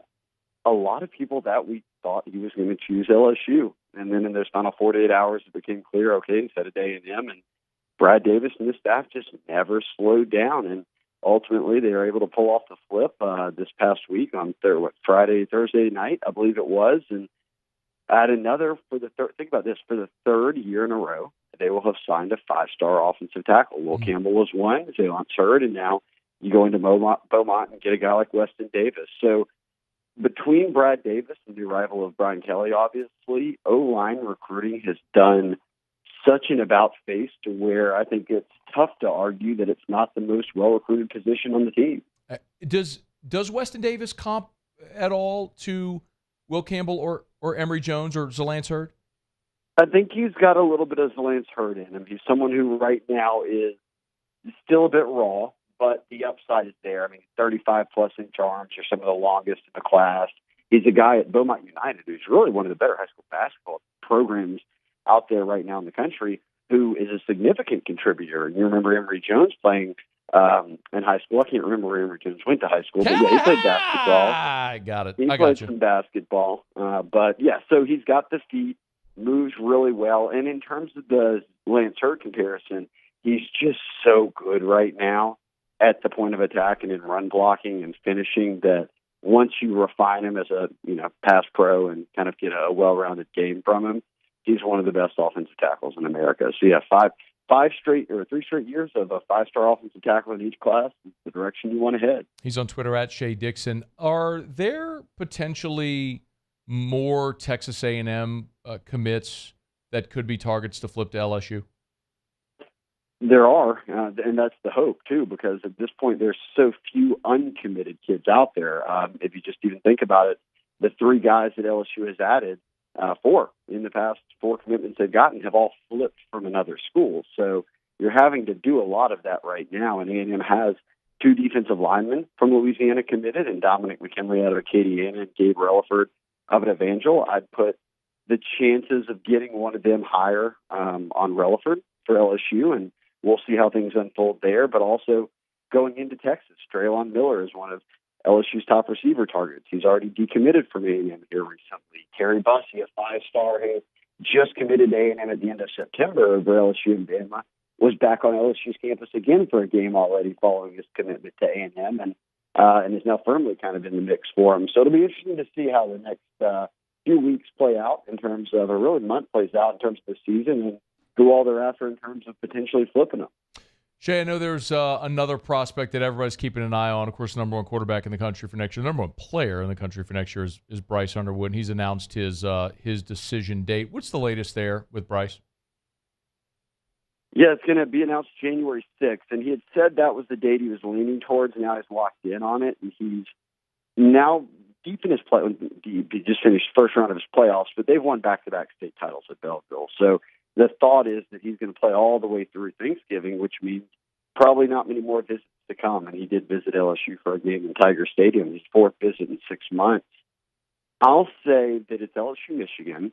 He is an hour from Michigan's campus. He's visited them more than anyone. And, yes, you do need to look at what's up with Harbaugh right now. And I'm not even talking just these, sanctions or whatever could come of all this video stuff. But every year Harbaugh gets rumored to the NFL. What does the future look there? Because that then affects the rest of the staff, and those are guys Bryce has relationships with. Granted, he's only a junior, so still has a year left of high school. But I also look at LSU's offense, and very early on, Bryce Underwood said he had wanted to play in the SEC. That was kind of a goal. And now when the dust settles, the in-state team like Michigan, who has recruited him well, great program, undefeated, could be certainly in the mix to win a national championship here, are going to still be hanging around.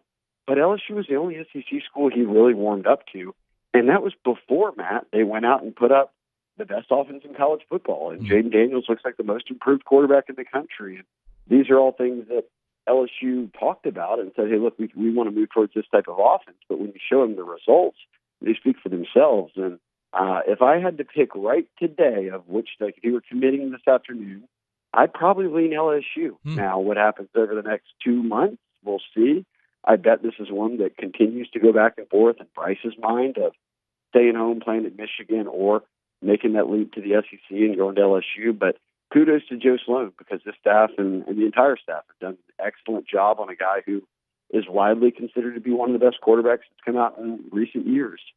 Shea Dixon on Twitter at Shea Dixon on 3, the Bengal Tiger. Shea, hopefully we don't have to have this conversation, but if they don't get Bryce Underwood's commitment, who are the other quarterback targets that they're in on right now?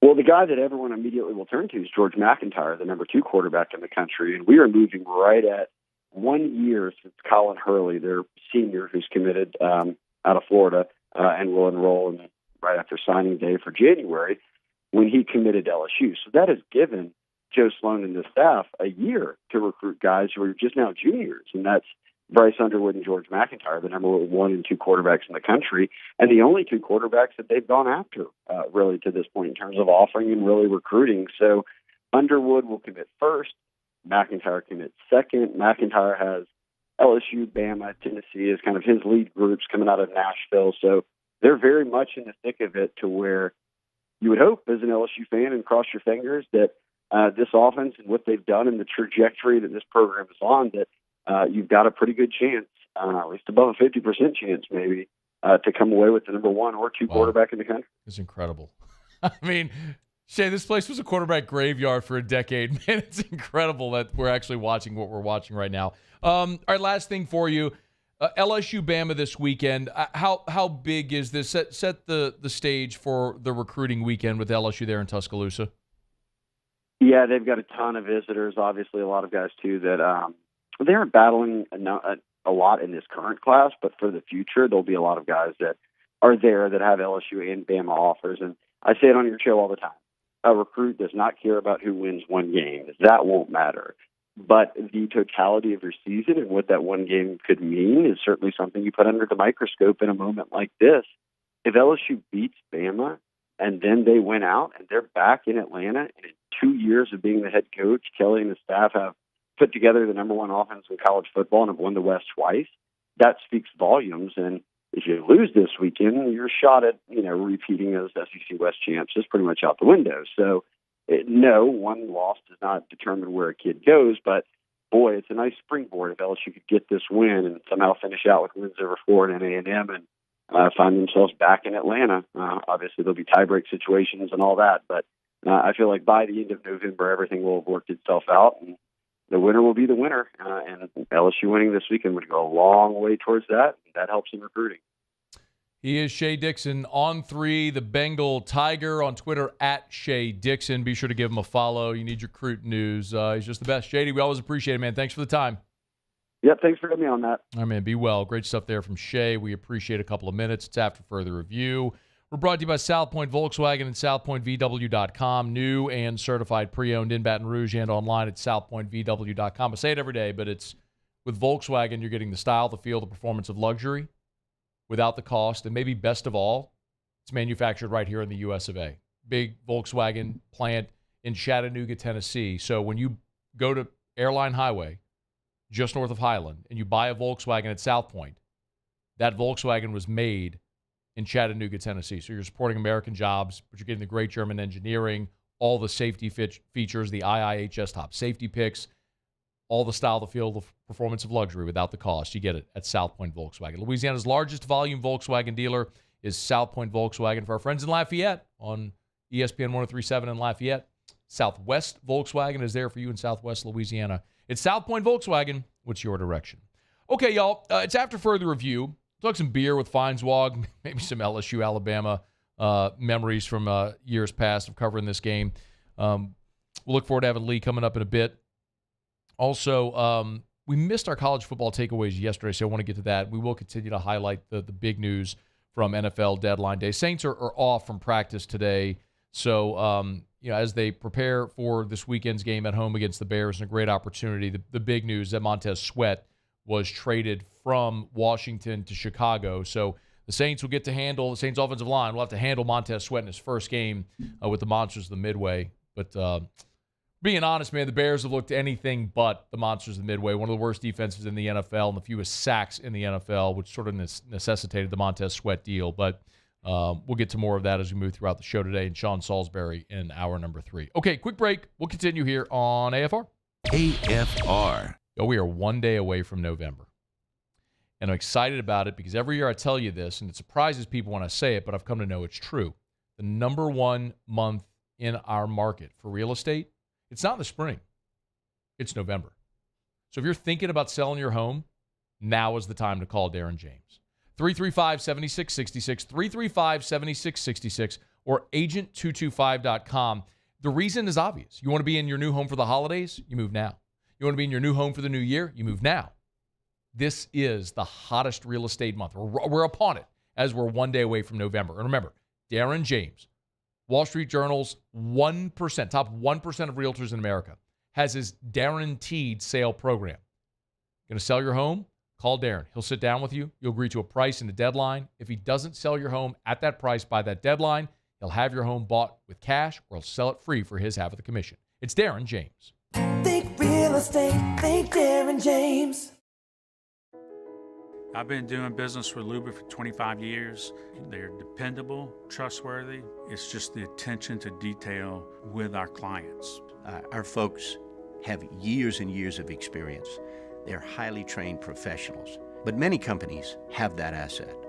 What I'd like to think makes Luba a bit different is that we use those talents in a way that truly is dedicated to serving the needs of the folks who depend on us.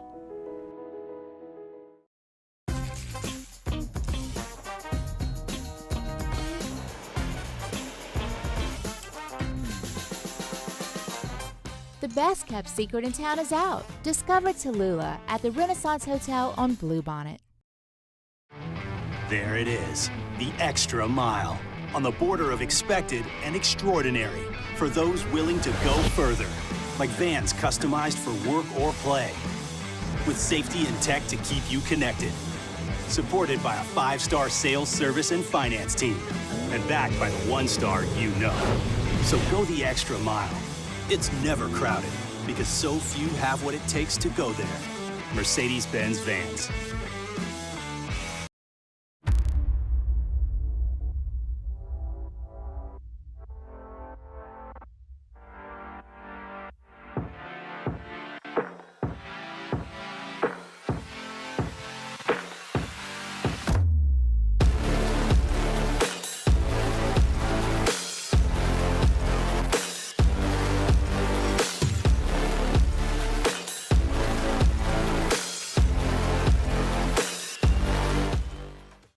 Gulf Coast Office Products is a nationally recognized Savin office equipment dealer based right here in Louisiana. Over 100 employees strong, Gulf Coast has the boots on the ground to support all vertical markets, from education, engineering, legal, and finance. With the latest in office technology, from desktop to production segment units, Gulf Coast and Savin have the perfect fit for you.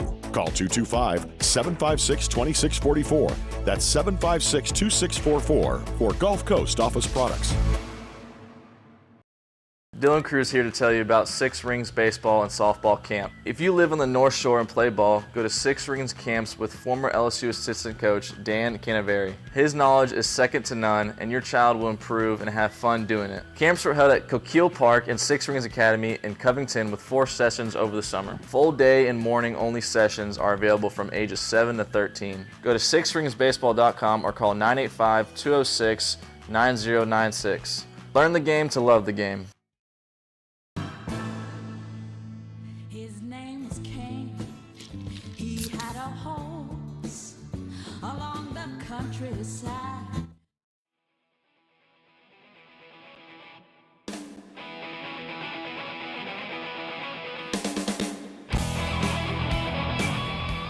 After further review, powered by Sunshine, your hometown John Deere dealer in Louisiana.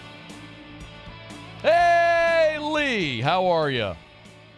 I'm good. You know, you were right, though. When you're on the phone, you hear everything. And when you're on this video, you don't hear anything until you say, hello, Lee. Oh, that's really weird because some people, when they're on, they hear everything.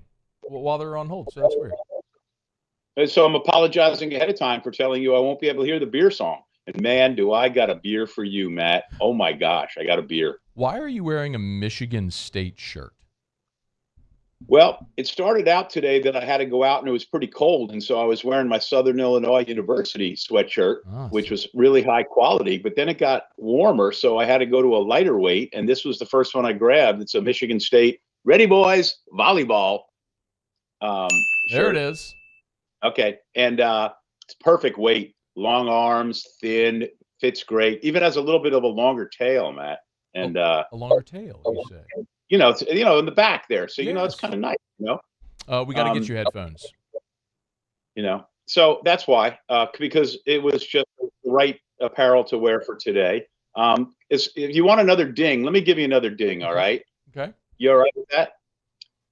Yesterday, Fox Sports and they ran these also on the regular Fox channel where they didn't have football. So they went up against NFL. The Michigan-Ohio State volleyball match, followed by Minnesota-Wisconsin volleyball match, drew 1.659 million viewers on television against the NFL. Just think about that. Good for them. I really don't care. It's LSU Bama week. Normally, I would indulge that a little bit more, but not on this week, Lee. Hey, Nick Saban today is his birthday. 72 years old. What was it like covering Nick Saban in Baton Rouge? I enjoyed it a lot. By the way, also Dale Brown's birthday. Yes, I was going to get there. You remember, and this never gets old, right? When we talk about the first time he came on Sports Monday, he got hired. He had never been to the LSU campus. He did his press conference. I mean, he came and took the job sight unseen. And his first major media appearance was actually coming on the old Sports Monday. That's crazy. And Herb Vincent, who was the sports information director, drove him to the show. And the show was an hour live. And we had the calls then. And every time I would ask him a question or somebody would call in, he would look at the camera because he was making a statement to the football masses. He didn't care, that I was there. I was just window dressing. An hour. And Herb and I agreed that it was the longest 2 hours of our life. It was awful. It was just horrible. He was monosyllabic and boring and soft-spoken and just was not a good guest. But and anyway, so they get in the car later and Herb is going to drive him back and he looks at Herb and goes, "That was really good. It went well, didn't you think?" And Herb was like, "Oh yeah." But the good news is that in the times after that, it got great. And I always think back to an episode I had where the two coordinators came on, Will Muschamp and Jimbo Fisher. And Jimbo says, we're just sitting around, hanging out in the lobby, BSing. And Jimbo goes, Coach really likes you. And I said, "Coach who?" And he said, "Coach Saban." And I said, "Oh, please." And Will Muschamp just said, "Yeah, he really does." And I said, "Well, you certainly can't tell that from the way he acts." And they go, "Oh, no, that's just Coach Saban." So that was kind of cool. And he and I, whenever I would ever have him on the show or in other situations, whether it was news conferences, post game, there was always a little give and take and some humor. And when they won the national championship one of the years in the Superdome, and you might have to help me out here, I want to say maybe 2000-ish, maybe when they beat LSU. Could have been the game they beat LSU. I was going to say, and I remember. Are you asking the year that Alabama won the championship in the Superdome, or when Nick won the championship with LSU in the Superdome? Alabama, I guess, it was the year Alabama beat LSU in the Superdome. Yeah, great memory. Thanks for that. Yeah, one of those years. Matt, come on, don't bog me down with details. I got the important part. So they go out on that big podium they set up, and they get the trophy and all the confetti and all. And I'm running around afterwards trying to get interviews. I can't remember who I was writing for at the time. And, they're out there walking across the stadium floor. Here comes Nick. And he's pretty much by himself. I mean, he's got the state trooper right behind him. And he looks at me and I look at him and we shake hands. I go, "Nice win, Nick." He goes, "Thanks, Lee. How you doing?" I said, "Good." And he just, he just kept on walking. That was typical of the way his relationship worked with me. Now, there were people, of course, when he was here, where it was horrible for them. There, people who worked at LSU who just couldn't stand him because he'd be so focused in on what he was doing. Like you'd pass him in the hall, and people are telling me this wasn't me, like in the athletic building, hi, Nick, or hi, Coach Saban, and he wouldn't even look up and say hello, because that's just how he was. But for me personally, it was great. And I think the Alabama people might tell you the same thing, that they probably enjoyed covering him because he's media accessible for when he is available, and he's, to the point. Lee, Nick was 49 when he got the LSU job. I think he had just turned 49. And so he turned 72 today. Have you noticed because a lot of people are talking about this lately, that maybe he looks looser, he's not yelling as much on the sideline. Have you noticed a change in him really over the last either quarter century or part of it? Well, winning all of those national championships has got to make you feel a little bit more confident and not, trying to prove something every time out. But I don't notice anything in his demeanor. He doesn't, look older even to me, but of course he dyes his hair and takes real good care of himself. Not the way I dye my hair, Matt. But he's reasonably fit. He has because of the facilities and the time he has, he can work out, and he certainly doesn't seem to have any less energy on the field when he's coaching. He's caught a couple of bad breaks this year, and maybe the program the last couple of years wasn't what it was for the longest stretch. But for the longest stretch, he's established himself as the greatest college football coach in history, maybe the greatest football coach, period, in history. I mean, I think if you talk about the Mount Rushmore of coaches in any form or fashion, he's the first one who gets chiseled in there. So, and everybody keeps wondering, well, when does a guy like that retire? And I always think, what's he going to do? Yeah. I don't know what else he really likes. He talks about having a lake house and a boat, and he gets on it. And you wonder how much time he actually spends doing that. He's probably not that good at relaxing. He likes the challenge. He likes the recruiting. He likes winning. And then he gets real nervous as soon as he wins because what have you done for me lately? Remember that story when they did when LSU won 20 years ago, right, Matt? Yeah, was it 2003, yeah. And he said he immediately started worrying about agents preying on his players and being in the hotel lobby, and he couldn't even enjoy winning. That's the kind of guy he is. Yeah. Lee Feinswag's with us on Twitter at Lee Feinswag, Sports225. You can find the link there at Lee. Sports225.com is now gone. All the shows are on the YouTube channel, so you can check it out there. We're going to get to your beer in a second. Do you think LSU wins on Saturday? No. Why do you hate LSU? LSU. I hate. That's not true. That's not true. I hate everybody. You know that. I dislike all the teams because road game injuries. Alabama's due. That's all.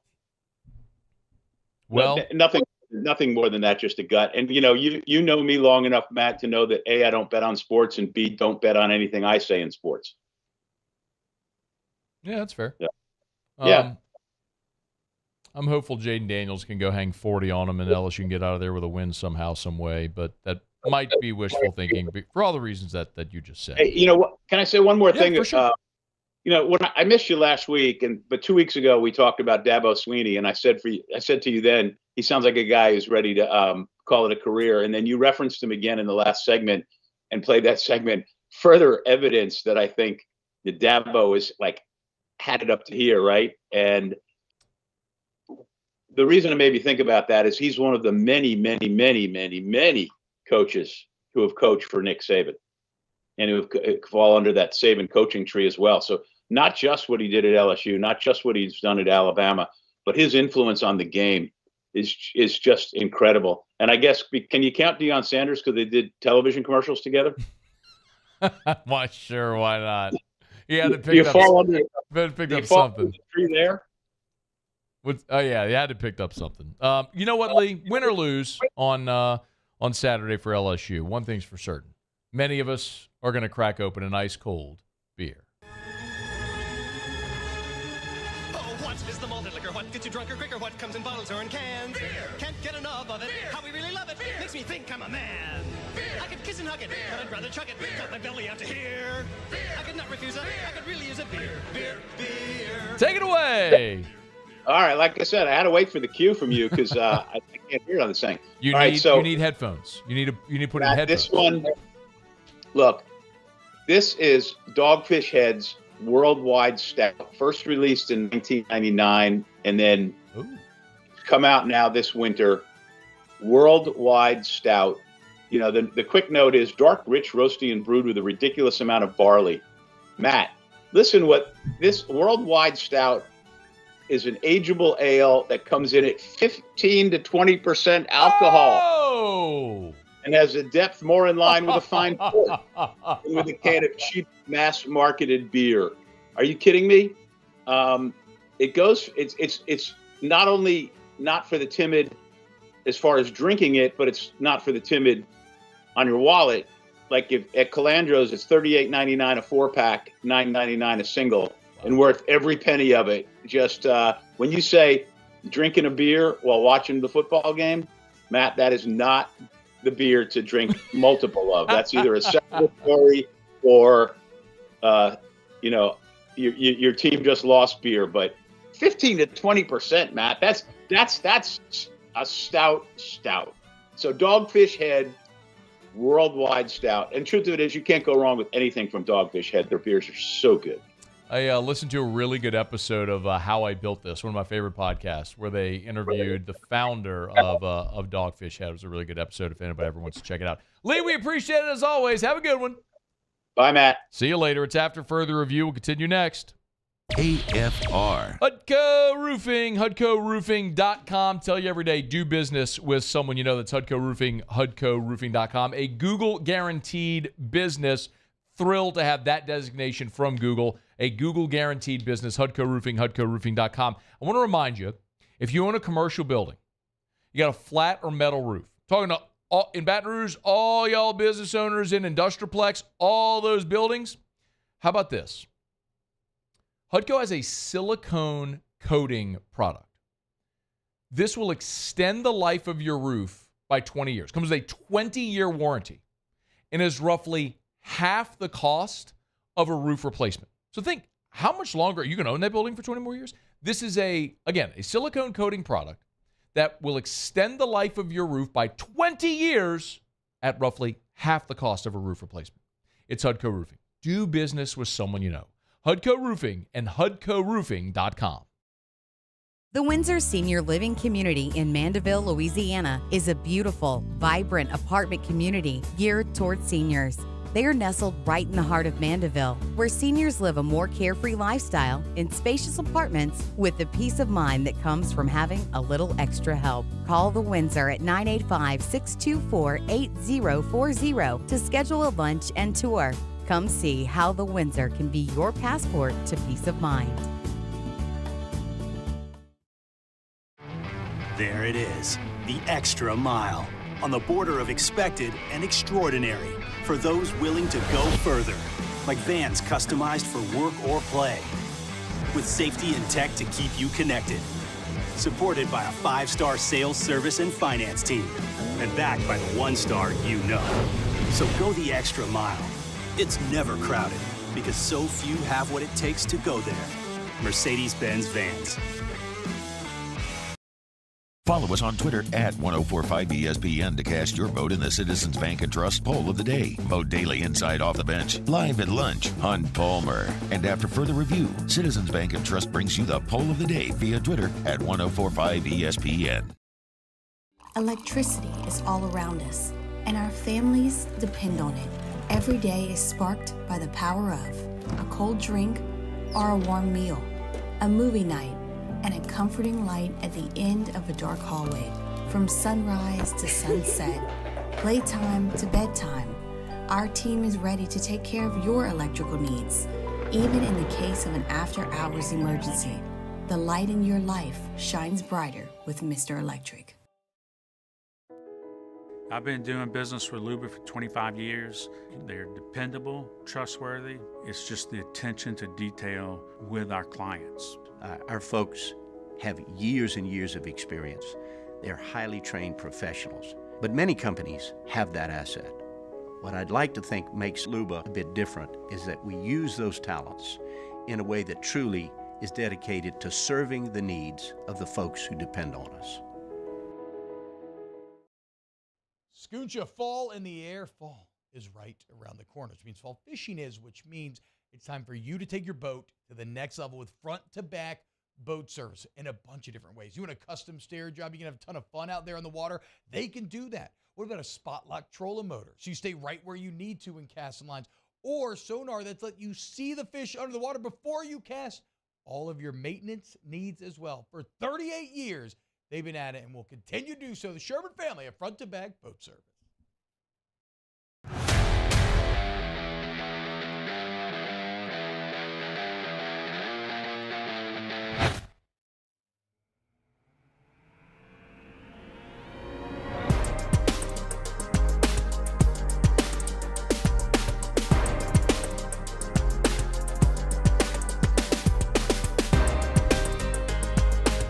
After further review, powered by Sunshine, your hometown John Deere dealer in Louisiana. Clear is Justin Fields out against New Orleans. Yes, he is out. Bears head coach Matt Eberflus confirming Justin Fields will not play. We knew it, but again, just confirming Fields will not play against the Saints in the Superdome. So Tyler Bagent, I'm saying it right, Bagent? Bagent. I even watched that game the other night, unfortunately. Why? Yeah. Well, you know why. Oh, yeah, that's true. Yeah. We had the Bears. Yeah. You were on the Bears. No, I 9.5. wasn't, actually. I was not on the Bears. No, I didn't take the Bears. We'll bleep you. Otter hit last night. Otter hit last night with Detroit by the hardest, by the way. Yeah. What was Detroit doing? Missing 26-yard field goals. I mean, Las Vegas had less than 200 yards offense. Mm-hmm. Why was I sweating out a 7-point cover in the final 2 minutes of that game? They get a touchdown. Like in the final 2 minutes, a walk-in touchdown gets called back for a holding, and the kid misses a 28-yard field goal. The guy misses a 28-yard field goal. Mm-hmm. I was mad. Not to mention they couldn't get in the end zone hardly at all last night. It was a lot of field goals. First 3 scores I were field texted you goals. all kinds of expletives. You did. I Not thought that for sure. Nobody cares about what I bet on or anything like that. But if you're following Otter Locks, Jimmy gave us Detroit. It hit. It did. Now the Diamondbacks did not. And we have to have you can hit it, yeah. We have to have a real serious conversation about, well, I mean, like, there's probably only like 3 or 4 games. Yeah, I'm left done. in the baseball I'm done. season. Yeah, I'm done. I'm tired of chasing this with Jimmy. He's lost it with baseball. I mean, it's just fade the Otter. Whatever he gives you in baseball, go the other way. It's just, I love him, but he was so on fire last baseball season. I mean, almost uncanny good. He went to Del Mar, and he's never come back. Just with baseball. Yeah. One more from Eberflus. Number 6, if we could. Talking about Tyson Bagent's evolution through 2 weeks. There were some solid points in the game yesterday. You know, obviously the first game, it was good, and what was different was the takeaways, right? So we got to do a good job of protecting the ball, right, and being on the positive side or the even side of that battle, the turnover battle, and that was really the difference. I still think he delivered the ball well. I thought he did, took some shots down the field, which we didn't see in the first game, which was exciting to see. And we're going to continue to stretch the field vertically and horizontally.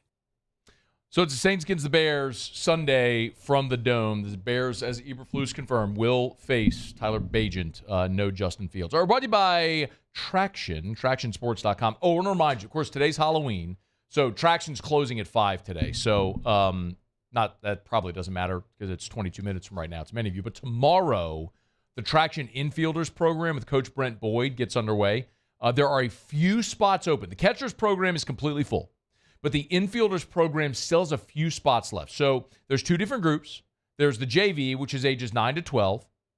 And then there's the varsity, which is ages 13 to 18. And it's Mondays and Wednesdays, starting tomorrow, running through November the 20th. Pull this up, Taylor, please. So, again, starting tomorrow and running through November the 20th. Footwork, body control, mechanics, hand placement. If you want your son to learn the specifics of becoming a really good infielder, Coach Brent Boyd over at Traction can help him get there. The Infielders program at 6 sessions, again, starting tomorrow, Wednesday, 5 to 6:30 p.m. for the JV, 6:45 to 8:15 for the varsity, again, ages 9 to 12, and then ages 13 to 18. There's a few spots open, so call 753-7777, 753-7777, or TractionSports.com. That's TractionSports.com. Traction, where champions are made. Okay, we missed it yesterday, but let's do it, Muse. Let's do our college football takeaways. Hit it. Another week in the books. What did we learn about the landscape of college football? All right, Taylor, I apologize. If you want to jump in on this, if you have anything from this college football weekend, you just signal me, and we'll gladly bring you in on it. But Paulie, Muse, and I usually do 3. Muse, start us off. Well, we kind of touched on it earlier, but the Clemson bandwagon, it's gotten lighter, so that should make Dabo a little happier. Yeah. Man, they never led. They never led. At NC State, who's not good this year. They stink. They're bad. I watched that NC State-Louisville game on that Friday. Oh, God, Brennan Armstrong in that. Don't get me started on that game. Oh. Clemson never led. This is after they blew a 10-point fourth quarter lead at Miami. It's over. It's never been more over. They're 7-7 in their last 14 games. It's over. Flush it. You're done. Taylor, what you got, man? I know that Washington beat them head-to-head, but Oregon looks like one of the most complete teams in the entire country. That was supposed to be a little bit of a tight game with Utah, and it was not. It was dominant from start to finish. Bo Nix looks really good. The two-headed monster, Bucky Irvin and Jordan James, they look good as well. That offense is rolling. So, Brian Ferentz is done in Iowa. Man, they killed our storyline. Didn't even have to wait to the end of the year. Taylor, we've been following this. One of my what to watch every week is, will Brian Ferentz in Iowa average 25 points a game? You know what I didn't even realize? So because of, there's state nepotism laws in Iowa. So Kirk Ferentz isn't Brian Ferentz's direct report. The athletic director, Beth Goetz, actually is the direct report for Brian Ferentz. Man, Beth's had enough.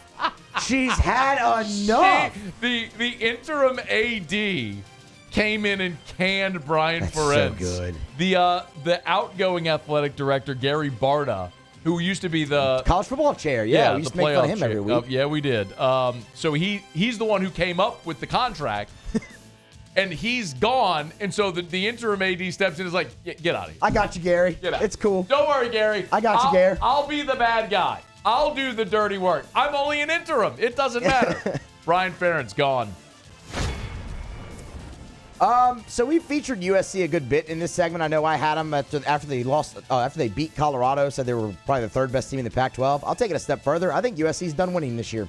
They escaped against Cal. Their final 3 games, number 5 Washington, at Oregon, at home against UCLA. Oh. They have played 2 ranked teams. They played 2 ranked teams this year, lost to both of them. Their final 3 games. I think USC 7-5. I think they're done winning this year. Wow, that's a bold prediction. At best, they're 8-4.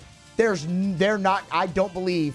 Avoid the absolute. I don't believe they're going 2-1 in those final 3. Look at you learning about avoiding absolute. Again. Look at my guy over there. I think 7-5 at worst. Proud Papa over here. How about that? Look at that. You do listen to me sometimes. Sometimes. All right, Taylor, what you got? Yeah, I think Kentucky might be the most disappointing team in the SEC this year, and it really goes to Devin Leary. You know, I was a little wary of him when they signed him. A lot of people hyped him up, though, because of 2021 season. That's kind of the exception, not the norm. I mean, he's only completing 57% of his passes, but in his career, he's only completing 59%. So I thought it was a questionable take in the transfer portal, and it hasn't worked out very well. Will Levis last year, too. It's back-to-back years. They've not had a quarterback do great out before. Muse. Hey, Muse. Yeah, Matt. Graham Mertz stinks. I don't even want to go here with you on this. Hey, Muse, say it with me. I don't even want to go here. Look, you just learned. Look, you just proved you listen to me sometimes. But you didn't listen to me on my tape. You just proved you listen to me sometimes. Okay? Graham Mertz. Say it with me. I'm not going to say that. Graham Mertz stinks. Graham Mertz is better than I thought he would be at Florida. That was the take. Graham Mertz put up numbers against Vanderbilt. And he accounted for 3 touchdowns. Vanderbilt and Auburn. Graham Mertz put up numbers numbers against Vanderbilt and Auburn, and you're like, oh, it might be good. That's not what I said. Pretty good. Graham Not what I Mertz, said. good quarterback. He's a good Not quarterback. what I Look said. at Graham Mertz. He's so good. That's what you said. It's not what I and said. Graham Mertz stinks. All right, hit the sound effect and go to you. You can use this time to rebut if you'd like. No, Look like at I said, Kornheiser. Look at I'm not going there with you. Look at Kornheiser. Oh my! Why is Tony Kornheiser the best? Kornheiser is dressed up as the Michigan spy. Gosh, he's so good. Good night, Canada. The Louisville Cardinals. They have a few more games to play, but congratulations. I need to just look up and see that. What? Congratulations to the Louisville Cardinal. They're going to the ACC championship game. They play Virginia Tech this weekend. Yeah. That's really the last threat. Virginia Tech's 3-1. You beat them, you'll beat Virginia. After that, you have Miami, then you go out of conference for Kentucky. No one can catch you. You'll lose to an undefeated Florida State team, but good job. You're going to year one under Jeff Brom. Taylor, quick. Yeah, Colorado might be done winning as well. I know Musso said that he picked USC. Look, Deion's got them rolling in the right direction, but they got Oregon State, Arizona, who's playing really well, Washington State, and Utah. They can beat Washington State. They could. Washington State has proven over the past several weeks to be a fraud. They have the same record. They're both 4-4. I get it. And Colorado's got their issues, but my point is they can be. Where is that game? It's at Washington State. It's at Wazoo. Colorado can win that one. Yeah. Have you looked at the jumble in the Big 12? After Oklahoma's lost, you have 5 teams at 4-1. And one of these teams, remember, there's no divisions, so the top 2 teams go to the conference championship game. Right now, it's Oklahoma, Iowa State, 1-2. Then Oklahoma State, Texas, Kansas State.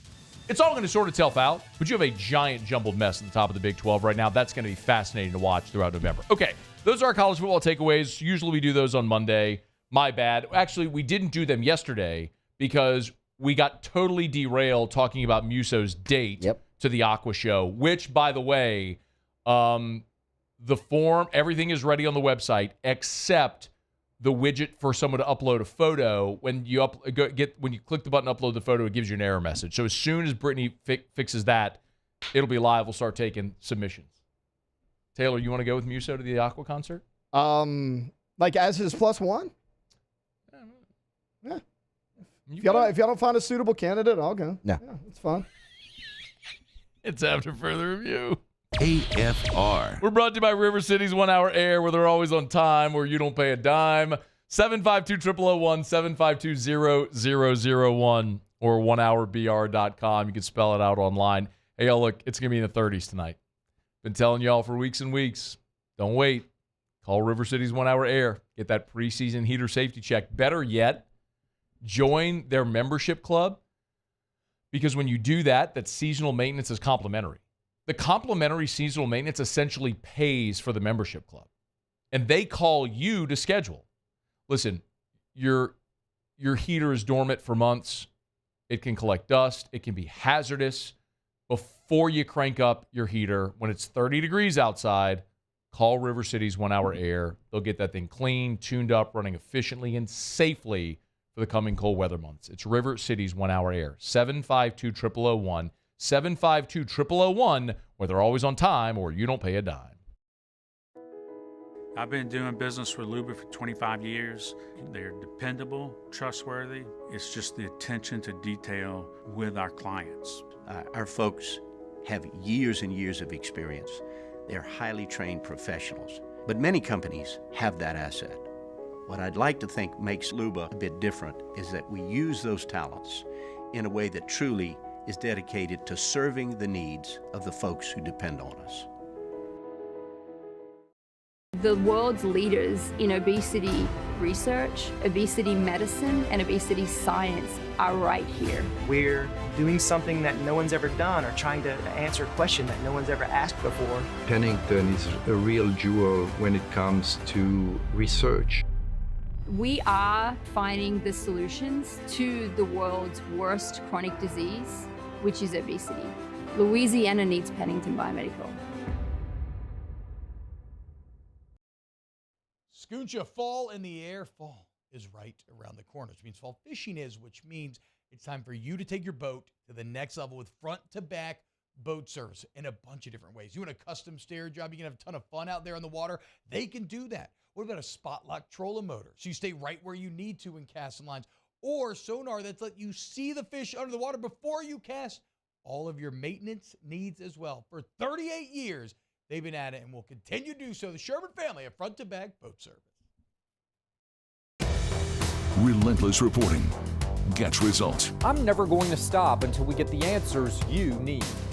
Uncovering more as the powerful try to cover things up. What happens in the dark will always come to light. Founding new principles and practices for the state of Louisiana. Chief Investigative Reporter Chris Nakamoto. Chris Nakamoto and the Investigative Unit. Recipients of Columbia University's prestigious DuPont Award. Bayou Chrysler Dodge Jeep Ram is celebrating Ram Power Days with $15,000 off MSRP on new 23 1500 trucks, $15,000 off, and a 1 million mile warranty. Plus, we'll pay your trade-off regardless of what you owe. The crew at Bayou Automotive is going to do right by you. Electricity is all around us, and our families depend on it. Every day is sparked by the power of a cold drink or a warm meal, a movie night, and a comforting light at the end of a dark hallway. From sunrise to sunset, playtime to bedtime, our team is ready to take care of your electrical needs. Even in the case of an after-hours emergency, the light in your life shines brighter with Mr. Electric.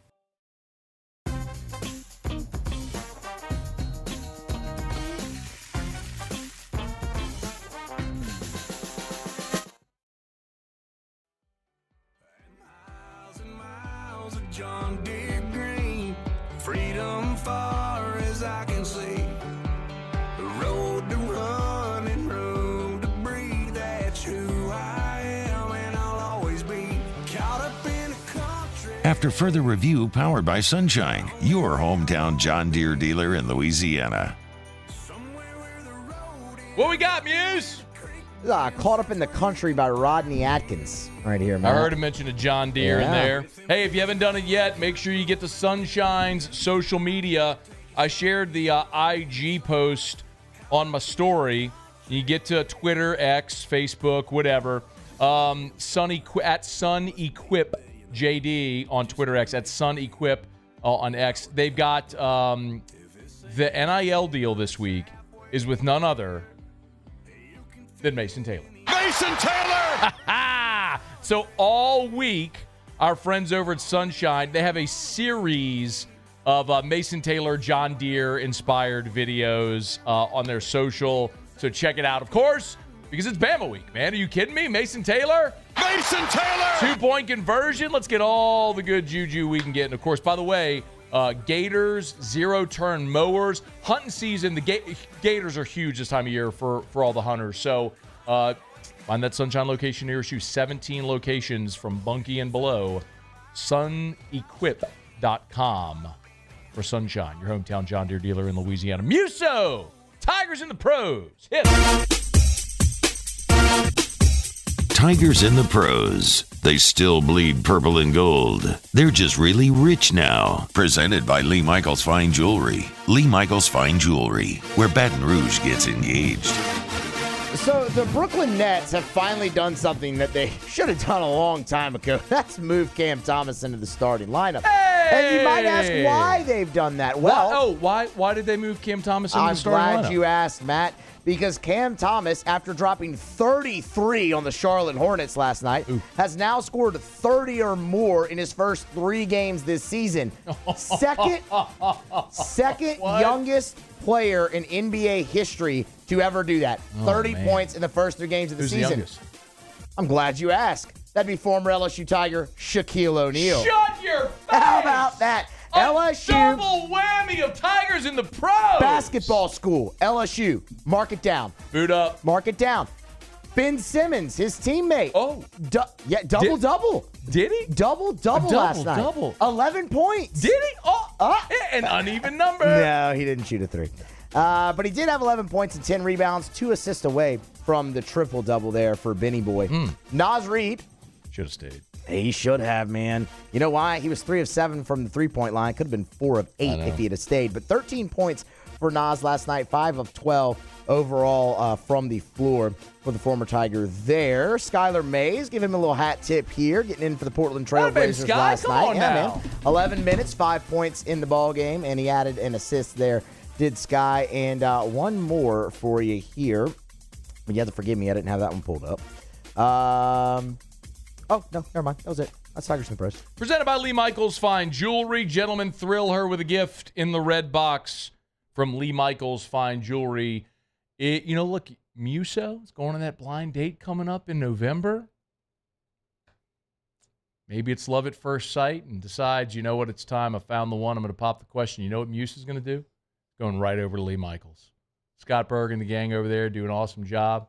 Get you a gorgeous, sparkling diamond. Sure to thrill her and make her the envy of all of her friends and you the hero. Gentlemen, if you're going to drop on bended knee and pop the big question, let Lee Michaels Fine Jewelry help. LMFJ.com. LMFJ.com for Lee Michaels Fine Jewelry. Okay, it is After Further Review. We're glad to have you hanging out with us here. Every Tuesday, we catch up with Sean Salisbury. We talk a little LSU. We talk a little NFL. We'll do that with Sean Salisbury when we come back right after SportsCenter. Hour 3 of AFR, staring you straight in the face. We're glad to have you with us. Stick around. AFR. Okay, y'all, a Thursday at the Aesthetic Medicine and Anti-Aging Clinics of Louisiana, Christmas in November. The one-day only biggest sale of the year. It's at the Aesthetic Medicine and Anti-Aging Clinics of Louisiana. Bluebonnet in Baton Rouge. Of course, Ambassador Caffrey in Lafayette. But this week, Aesthetic Medicine, the Christmas in November, is at the Baton Rouge location. Next week will be Lafayette. So remember, it's one day only. It's the best prices of the year. It's the biggest sale of the year. It's this Thursday. They'll have live music. They'll have catered food. It's all complimentary. Beer, wine, champagne. Come by, meet the staff, and take advantage of the single biggest day of sales the entire year. It's Christmas in November at the Aesthetic Medicine and Anti-Aging Clinics of Louisiana on Bluebonnet in Baton Rouge or online at theantiagingclinics.com. Bayou Ford is taking $10,000 off MSRP on select new 23 Ford F-150 trucks. And all new Bayou Ford vehicles come with a 1 million mile warranty. The crew at Bayou Ford is going to do right by you. When is a taco more than just a taco? When it's Government Taco. Voted best tacos 3 years in a row by 225 Magazine, Government Taco puts the most delicious spin on tacos the capital area has ever seen. With creative combinations like the Magna Carrot, the Filibuster, or the Steak of the Union. Plus perfect tortilla chips paired with the best salsa and queso you've ever had. And happy hour every day from 3 to 6 p.m. and all day on Thursday. Government Taco, 5621 Government Street. Electricity is all around us, and our families depend on it. Every day is sparked by the power of a cold drink or a warm meal, a movie night, and a comforting light at the end of a dark hallway. From sunrise to sunset, playtime to bedtime, our team is ready to take care of your electrical needs. Even in the case of an after-hours emergency, the light in your life shines brighter with Mr. Electric. The importance of doing this Fortified program and offering it to people down here is, number one, the only real chance you're going to get to do this is when you put on a new roof or build new. And through companies like HUDCO, who's kind of leading the way in this thing, it's going to offer the customers a huge advantage in the insurance market and the price of their insurance. You know, we're not looking to make a fortune off fortifying. We're trying to give you a better product than our competitor at the moment. I'm trying to do something that he can. I'm trying to give you something better. So a lot of these insurance jobs, you're getting a re-roof, you're only paying your deductible. Let's sit down and talk about the Fortified and let's see what it does to your insurance premium. You're getting a steal. Yeah. You're getting a brand new roof and a Fortified certificate for your deductible, essentially. And I think we're rocking and rolling.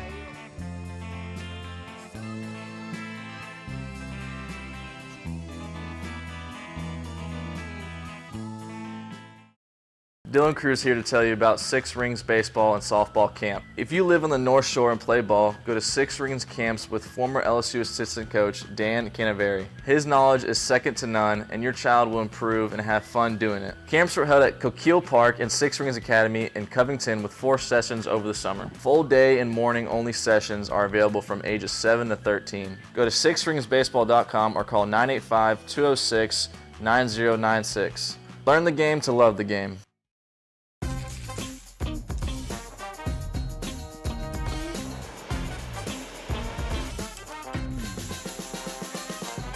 The best kept secret in town is out. Discover Tallulah at the Renaissance Hotel on Bluebonnet.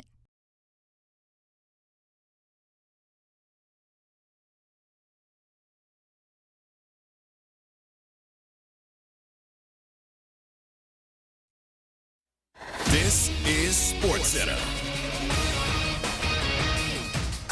I'm Christine Lisi. Breaking news, Rangers slugger Adolis Garcia out of the lineup. Game 4 of the World Series tonight against the Diamondbacks with a moderate oblique strain. ESPN radio coverage in 1 hour. Big pickup for the 49ers on this NFL trade deadline day. Acquired defensive end Chase Young from the Commanders for a third-round pick. ESPN's Louis Riddick. Chase has been fantastic this year as far as the tempo and the pace with which he's playing with.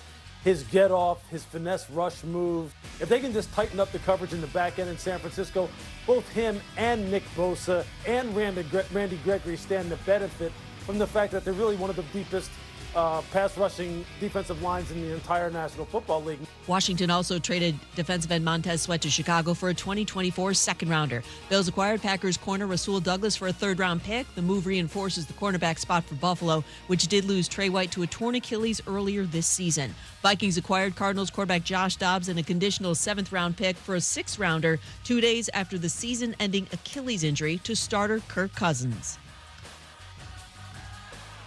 ESPN Radio is presented by Progressive Insurance. Progressive makes bundling easy and affordable. Get a multi-policy discount by combining your motorcycle, RV, boat, ATV, and more. All your protection in one place. Bundle and save at Progressive.com. Matt Moscona. I'm very important. After further review. Say it one more time. After further review with Matt Moscona. And here we go. Live from the Mercedes-Benz of Baton Rouge Studios. Let's ride.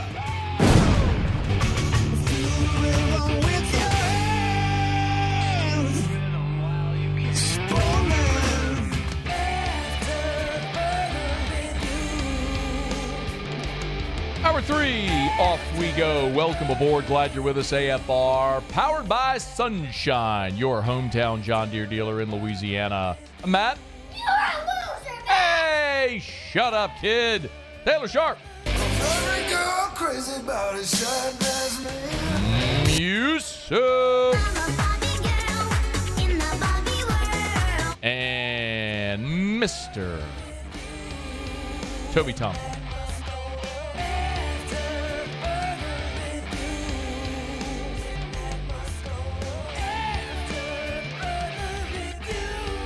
All right, we're here. Glad you are as well. 5 o'clock quitting time. Glad you're driving home with us. Happy Halloween.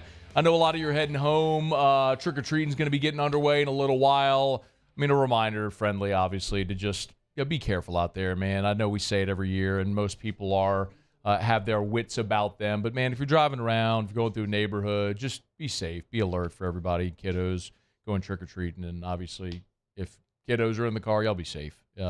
Especially when you get a little bit older, right? You get a little bit older, you get a little bit more aggressive in your pursuit of candy and whatnot. So, hope everybody has a great, safe Halloween celebration night. We're going to do that. Get out of here and have a good time with the kids, run around with the family, run around the neighborhood, and go get some candy and all that stuff. So, happy Halloween to everybody. All right, love it. Have the chance to do this every single Tuesday. Our friend Sean Salisbury jumps aboard with us. He's on Twitter at Sean Unfiltered 790 there in Houston.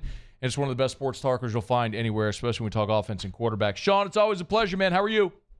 I'm doing great, man. How are you? Thanks for having me on, Matty. It's always our pleasure, man. Let's start with the LSU Bama game, if we could. I would love your thoughts, Sean, on Jalen Milroe and the evolution so far that we've seen on him this season, because It feels like we're looking at a dramatically different player today than we were week 2 when Bama lost to Texas. Is that fair to say?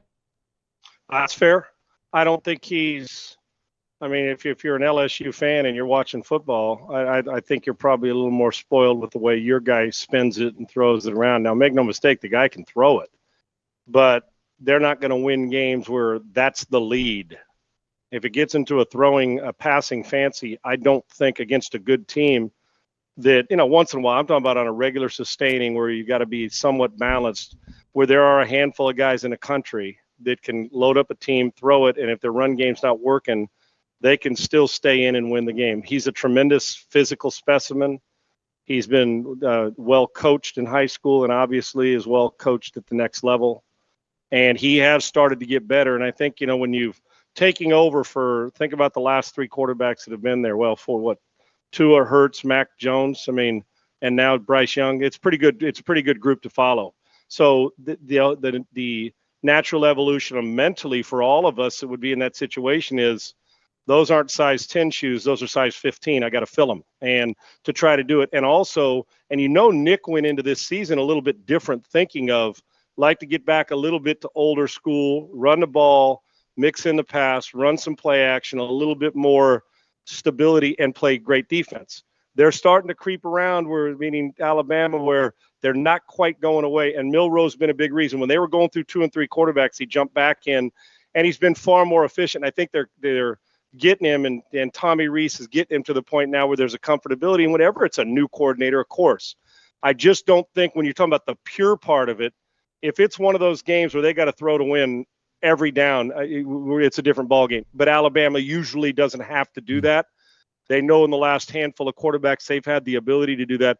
But he has transformed himself into a better, more accurate passer. But it looks to me, it's not the fact that he can't throw. It's the command, Matty, where you get to a point where when you know where to throw it and the timing's better, then the accuracy goes up and it looks less rigid. And he's a good player that has great skill set. And it may come down to the fact that if LSU's defense shows up, they may have to. But he's got 2 dimensions. He's a better runner than thrower, but the passing's definitely improved. Sean, the giant story here this week are the defensive absences. Zy Alexander's your best cornerback. He's out probably for the year. Mekhi Wingo, who was an All-American defensive tackle a year ago, he hasn't really looked like himself this year, Sean. He's been playing hurt. He finally had surgery, and so he's on the shelf as well. When you have a defense, it's an awkward way to ask it, but when you have a defense that's been playing as poorly as LSU's has, they've been better the last 2 games, but we understand who they were playing. Is it that big of a deal when you subtract a couple of pieces from a defense that's playing badly? No, it just the attrition comes in, and your backup becomes your starter, and your other guy becomes your backup. Now, there's 2 ways this could go, Matty. And it's happened in plenty of places where, and you hate to say it, but sometimes an injured guy leaves his glove on the mound, and somebody else comes out and picks it up because we finally see somebody who has elevated for whatever. And I don't want to see anybody hurt. Nobody does it. Unfortunate part of football. So you can discover somebody that wasn't playing all the time that now plays more, and they get reps, and it's like, maybe we got something here. So yeah, anytime a defense hasn't been playing, if you subtract from it, the normal thought process, good or bad, is we just diminished the defense and now we're not as deep. But also, a lot of times attention to detail kicks in. Look at some of the time, like I'm just going to use Cousins, no offense on the injury, which sucked for him in the NFL, but Jefferson's out. Kirk Cousins is playing as well as any quarterback in the NFL before this injury. He really was, man. He goes out, so what's everybody else do? Elevates their play, including guys that had to come in. So with like KJ, I mean, they've had some Osborne, they've had some guys step up their game there. Here's the same way defensively. Now, it also may help you scheme-wise, and as a defensive play caller that you may have to play it a little different. You may have to give somebody help, and it may end up helping your defense and forcing them to do something different. So it can go, and we're going to find out because this is no joke. Alabama knows how to play, and they're physical, and this is a great rivalry, and it always brings out either the best or at times, depending on if you're choking on your own spit, the worst in a football player or team, depending on who you are. So we've seen both for all of us at some point in time. So I would think that, on the initial you think, well, they're not playing well, diminished, but then the thought process maybe from a distance is, or as a fan is like, you know what? Hell, if they're not playing well, let's find somebody else who can. And sometimes coaches even say that. Hey, man, if you're not playing well, then I was with the coach that was a great defensive line coach. He'd tell the guys, listen, man, the bus leaves at about 4 o'clock today. And unless you get better, you might be on it.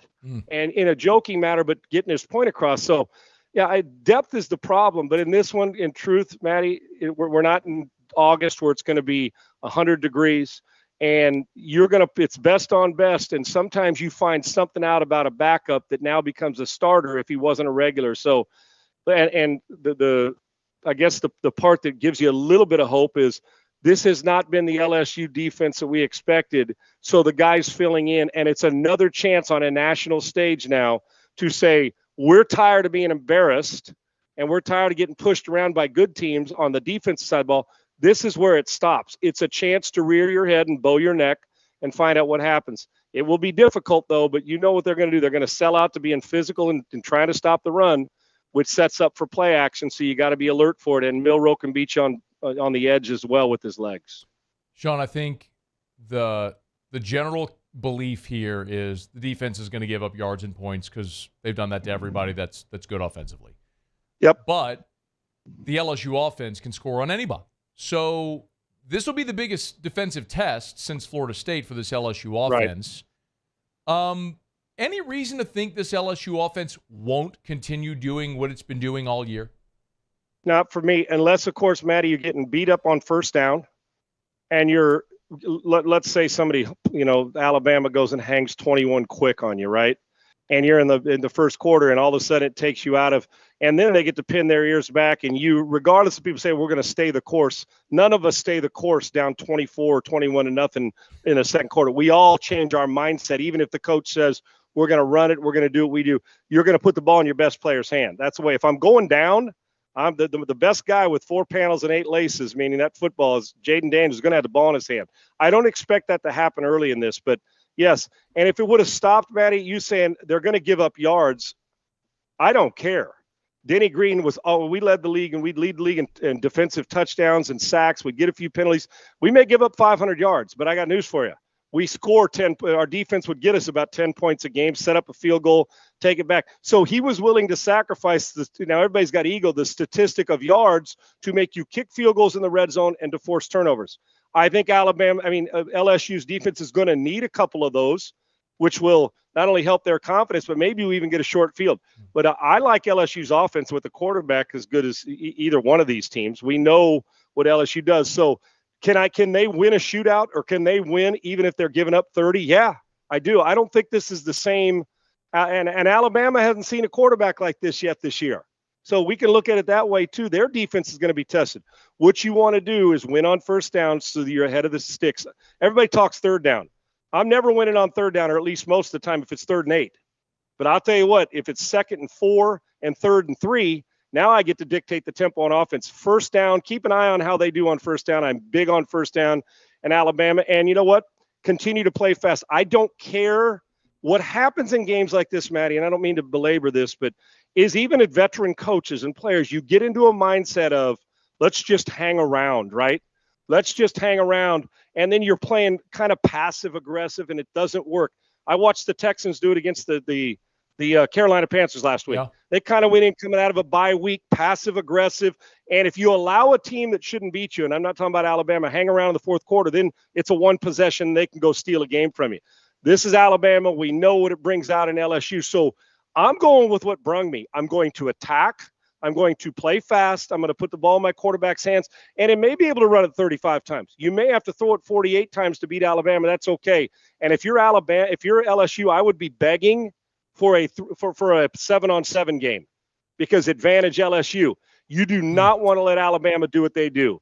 Play action, get a completion, boom, 3rd and 1, go over the top with 1, go for it when it's at your 40 on 4th down, get another series. Limit their series, but I'm not going in scared. I'm just telling you, I'm not.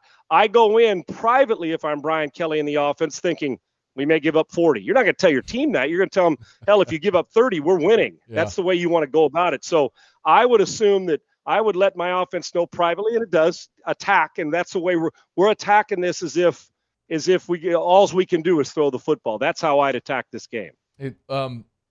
Last week, you kind of intimated you thought LSU had a really good chance to win it. LSU's been a pretty popular pick publicly. The line's dropped to 3. Do you think LSU goes into Tuscaloosa and wins this game? I think they can. I do. I think they can. If we come out, if you're sitting there, Matty, in the third quarter, and we're watching this, which we will be, and you're sitting there saying they have not turned the ball over yet, meaning LSU, and Jaden's having a Jaden game, they're not going to be down by 17 points. This is going to be I believe it's a fourth quarter game. I don't think LSU is going to run Alabama roughshod and curb stomp them in their building. But I do. I listen, this day and age when you got a good quarterback that can handle that and has played a lot of games, been in a lot of venues, I don't much care that you're going to Tuscaloosa. Of course, you'd rather have a night game in Tiger Stadium. But sometimes away games, home cooking, you take the own pressure off yourself. Because what's going to happen if you're in a home game, Matty, and you give up 3 touchdowns in the first quarter? You know what they're going to be doing? Booing defense. That's right. That's just how we do, right? And so it becomes you're almost playing against your own crowd. And I know that, I've been there, and I know you're there all the time. That's as good a place to go as there's in the country at LSU. But when you're on the road, sometimes it's different. You're like, you know what? You go score quickly, and Alabama's fans are starting to reel in. They're worried about the other stuff. And then, once again, Nick is doing something he doesn't want to do, throw on a regular basis. They'll try to stay the course. For me, it's got to be a disruption. I want LSU to go disrupt this game, meaning make Alabama uncomfortable doing what they don't want to do, and we know what that is. But the comfortability with the quarterback, when in doubt, when it's a pick-em type game for me, I personally always take the better quarterback. I've said that, and the better quarterback in this one right now is Jaden Daniels, and I think he's one of the 3 or 4 best in America right now. Sean Salisbury's with us on Twitter at Sean Unfiltered, also the founder of Pro Sports Fans. Download the Pro Sports Fans app today. Sean, let me knock out a break. We'll come back. Did the Saints find an unlock for this offense? We'll ask Sean that next on AFR. AFR. Get Gordon and get it done. Gordon McKernan Injury Attorneys. Of course, you can always give him a buzz at 888-8888. That's 888-8888. Or go to getgordon.com, getgordon.com. The latest interview with a member of the G team is up. It's LSU running back Josh Williams. If you want to check that out, you can do so on any of Gordon's social media. Again, if it's Twitter, X, Facebook, Instagram, TikTok, at getgordon. It's the handle on all the socials. Highly recommend you go follow Gordon on all the social media. Great content that they're producing there at getgordon. Great legal advice across all the social media platforms, but also all the content with members of the G team. Hey, remember, for every single football game, every football weekend this year, Gordon McKernan Injury Returners are giving away a ball autographed by members of the G team, like League Neighbors and Harold Perkins, Greg Brooks. So you want to win it, go to GordonGives.com. That's GordonGives.com to enter today. GordonGives.com. Get Gordon. Get it done. Electricity is all around us, and our families depend on it. Every day is sparked by the power of a cold drink or a warm meal, a movie night, and a comforting light at the end of a dark hallway. From sunrise to sunset, playtime to bedtime, our team is ready to take care of your electrical needs. Even in the case of an after-hours emergency, the light in your life shines brighter with Mr. Electric. There it is, the extra mile, on the border of expected and extraordinary for those willing to go further, like vans customized for work or play, with safety and tech to keep you connected. Supported by a 5-star sales, service, and finance team, and backed by the 1-star you know. So go the extra mile. It's never crowded, because so few have what it takes to go there. Mercedes-Benz Vans. It was a humid day, barefoot children play, looking for that summer shade. Time just slips away. Oh, Louisiana, some kind of hold on me. Like cypress stumps, your roots are planted deep inside of me.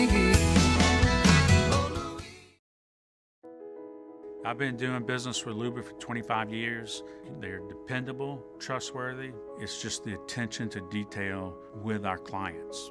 Our folks have years and years of experience. They're highly trained professionals, but many companies have that asset. What I'd like to think makes Luba a bit different is that we use those talents in a way that truly is dedicated to serving the needs of the folks who depend on us. Scooncha, fall in the air. Fall is right around the corner, which means fall fishing is, which means it's time for you to take your boat to the next level with front-to-back boat service in a bunch of different ways. You want a custom stair job, you can have a ton of fun out there on the water. They can do that. What about a spot lock trolling motor? So you stay right where you need to in casting lines. Or sonar that's let you see the fish under the water before you cast. All of your maintenance needs as well. For 38 years, they've been at it and will continue to do so. The Sherman family of front-to-back boat service. Running Boards Marketing can help you get their attention. Imagine your brand's message on a giant LED billboard truck that can't be skipped and is nearly impossible to ignore. Running Boards Marketing is the leader in effective and affordable advertising on digital mobile billboards, which are 2 times more effective than traditional billboards. With a 97% recall rate, you'll leave a lasting impression with your customers.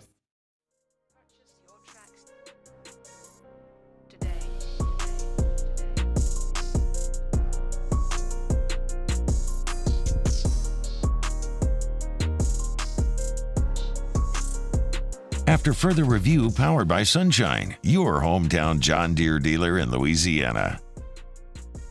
Run along with Sean Salisbury. Good enough to join us every Tuesday, of course, on Twitter at Sean Unfiltered. Sports Talk 790 mornings there in Houston. Always encourage you to download the Pro Sports Fans app. Sean's founder there at Pro Sports Fans. Cool thing they're doing. Check out the app today. Sean, did the New Orleans Saints and Derek Carr, amid all of the turmoil of the last week, go to Indianapolis and find themselves a little bit? Did this offense find its unlock, or is Indy just a really bad defense? You know what? It's funny because there's some people out there who think Indy plays good defense. I thought going in, Indy's defense was a little overrated. I did, and I'm with you. But you still, hey, listen, man. Like you mentioned, LSU. Every now and again, you step up, and pride's an amazing thing, as is embarrassment, to get your team rolling the way you want to. And Indianapolis defense isn't going to finish at the top, but they won't be the worst either. But the defense that you guys bring to the table is different. Now, I know that there was some points exchanged, and Gardner Minshew makes some pretty good decisions, but find themselves, I'll tell you what, I'm like I said, I'm not concerned most of the time about their defense. And this is the maddening part about it, Matt. You watch that game, and in the AFC South, who the hell knows other than Jacksonville if anybody else is going to be above 500 in the division, right? Yeah. Tennessee thinks now, we've already got Will Levis in the Hall of Fame, right? And then we got Levis now as a Hall of Famer after one game. You know how that goes, man. He looked damn good, though, so it was impressive. And the Colts have been playing solid football. They're running it and throwing it pretty good. They're just having trouble getting off the field themselves defensively. But for me, the maddening part about it, which we discuss, is this is what the Saints, what we envisioned, getting Kamara mixed in, spreading the ball around, scoring in every quarter from the beginning until the end, and then putting the clamps on them in the third quarter coming out of the locker room so they don't score, and then closing out a game when you score 38 points in a league, even though you gave up, I think it was 27 of them, you're going to win most of your games. So the maddening part is, Maddie, and I'm sure you go through this and have talked about it on your show ad nauseum, is when you see this, you say, man, this isn't cubic zirconia. This is a real dime. They can play. And then you say, okay, now sustain it. Now let me see you in a game. They went on the road. That's a tough place to play, and a solid football team, not spectacular. But you take them any way you can get them, hard to come by. So the thing for me is now what do you do to sustain it? We saw something. Carr, who we said is accurate, he'll put up numbers. But if he gets hit early, if they're in a chase mode, and a lot of times in the past, they've put themselves in a bind when he was with the Raiders and forced the team to throw to get back into it to make a comeback. You don't want to have to keep living like that. And so by taking care of this business, so the maddening part is there's potential there that they hit sometimes. The question is, are you leasing that space or can you live there? And we'll get a better idea where that offense is headed this week, because things don't just change in a week, but there are moments that make you feel better about it. and Carr on that offense looked different this week. And then you get Taysom Hill doing his thing, which we're used to. And what Maddie, they rushed for what, 190, 180 yards. I can't remember what it was, but they had a lot of different bodies involved. 170 yards, whatever it was. Here it is. They threw for 350 and ran for 161. That balance is going to win you a lot of games, especially with that defense, the way they play. So, and like I said, Minshew, although it was I think he threw 40 plus times, and they did a good job of not letting him explode. And then they hit some big plays, which is so important.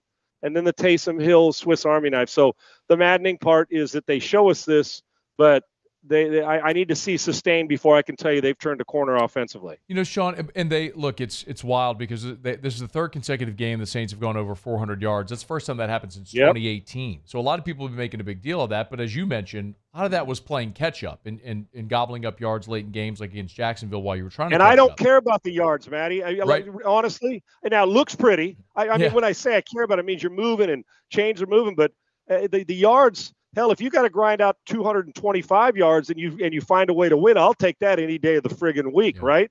But when it's pretty and you win and you grind it out and 400 yards, and at no time this offseason when they came here, and I didn't mean to interrupt you, when they started, have we ever sat here and said that the Saints are not going to put up numbers? No. We know. I can go through them. Dak Prescott's going to have numbers. Kirk Cousins is going to put up numbers. Derek Carr's going to put up numbers. There's guys that are going to put up numbers. Now to sustain that with your team and elevate the guys around you. Listen, they will put up numbers, and they did this week. And like I said, we're not mistaking them for Drew Brees yet, but when I see this, it tells me that this team should be better and more consistent offensively. To your point, Sean, they put a 430 in your backyard there in Houston, scored 13 points. So the yards are pretty. I'd rather have 38 and 300 yards. Yeah. You know what I'm saying, Matty? I'll take that any. A short. Hey, give me 4 short fields where we only cover 37 yards to go score. I'm good with it, my man. I'm good with it. But Sean, the Saints have a really interesting path ahead of them now. They win to get to 500, and they have a share for the division lead, and now the Bears come in. And the Bears are going to start Tyson Bagent again. Look good in his first start, not so great this last weekend. How would you look at that matchup, Sean, the Saints defense against the Bears rookie coming in? Well, when Fields is playing, he gives you that what if today's the day. You know what I'm saying, Matty? Game, right? What if today's the day that every ounce of running and throwing ability he has and the players, it comes to fruition? What if today's the day? That's what he gives you. Now, Bagent, I'm just telling you, and I spent a lot of time talking to people in Chicago before, and most people never even heard of the guy before the season started. You and I have talked about, if you follow football, you knew a little bit about him because he threw for a lot of yards and did all that. And was it Division 2 or 3, whatever Shepherd, it was. Division 2 Shepherd, right? Exactly. But he's from what I heard, his ability. The reason he made the team, the preseason, is his ability to processing the information quickly and understanding. And I'm going to tell you, as far as just a drop back pure throw, and he's got some legs, Manny, I'm not so sure that just when to drop back to throw. Because what does Fields lean on when he's trying to get better, but he leans on his biggest strength, and that is to destroy you with those legs and try to make big play. And if it's not in rhythm, then he does his thing. Bagent's got a little more patience there. It's like a patient running back. He's not running into the back of his players because he's waiting for it, and then the cutback comes in. Vision, patient running backs. I think at this stage, even though he's in the infancy of his career, I would say that he probably has a better idea how to be patient. He's not trying to hit the home run every time. And in his first start, he was really good. And you're right, last week wasn't as good. I think what you get is a guy that the ball should come out quicker. They realize the defense is going to be difficult to deal with, so it won't matter who the quarterback is. But what the Fields thing does, it makes you play width and the length. You got to cover every single foot of the football field, but it's not consistent with the throwing game. I think he's a more consistent, pure passer.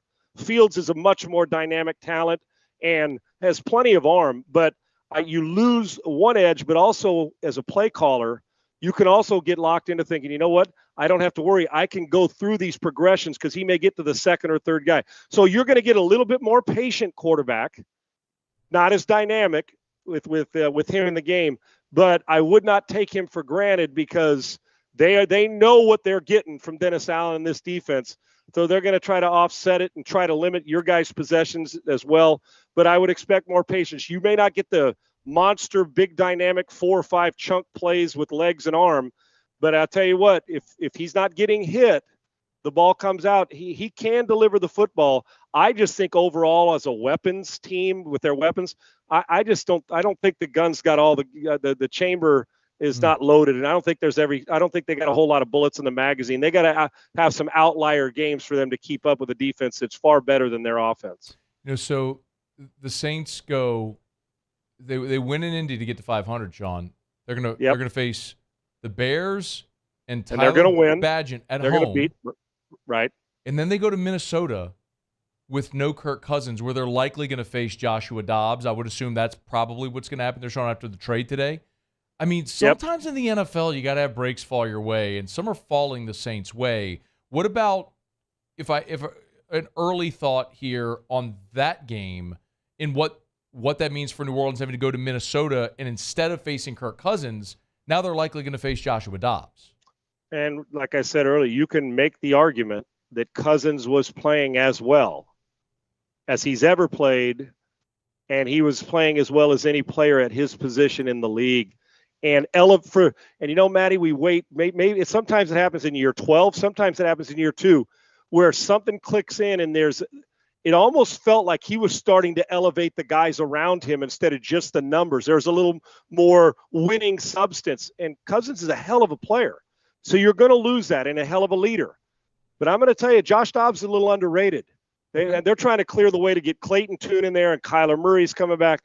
If neither one of them work out, they're going to go draft a quarterback anyway. So they wanted to clear the slate, and this gives Dobbs is the better option right now. Jaron Hall's a dynamic kid, and at BYU he had some real skills, but Dobbs is a little more experienced and poised, so he can keep you in a game. But they should come out of this because the weapons are at a minimum now. You can score from anywhere on the Vikings defense normally. Yeah. Body experience against the 49ers. So if you just look at it on paper, they should win both of these games, but it is the NFL. But you're getting 2 quarterbacks that, quite frankly, while I have no business beating the Saints defense, as long as you don't do something stupid, you don't take it for granted, and you don't give them short fields where it's like, damn.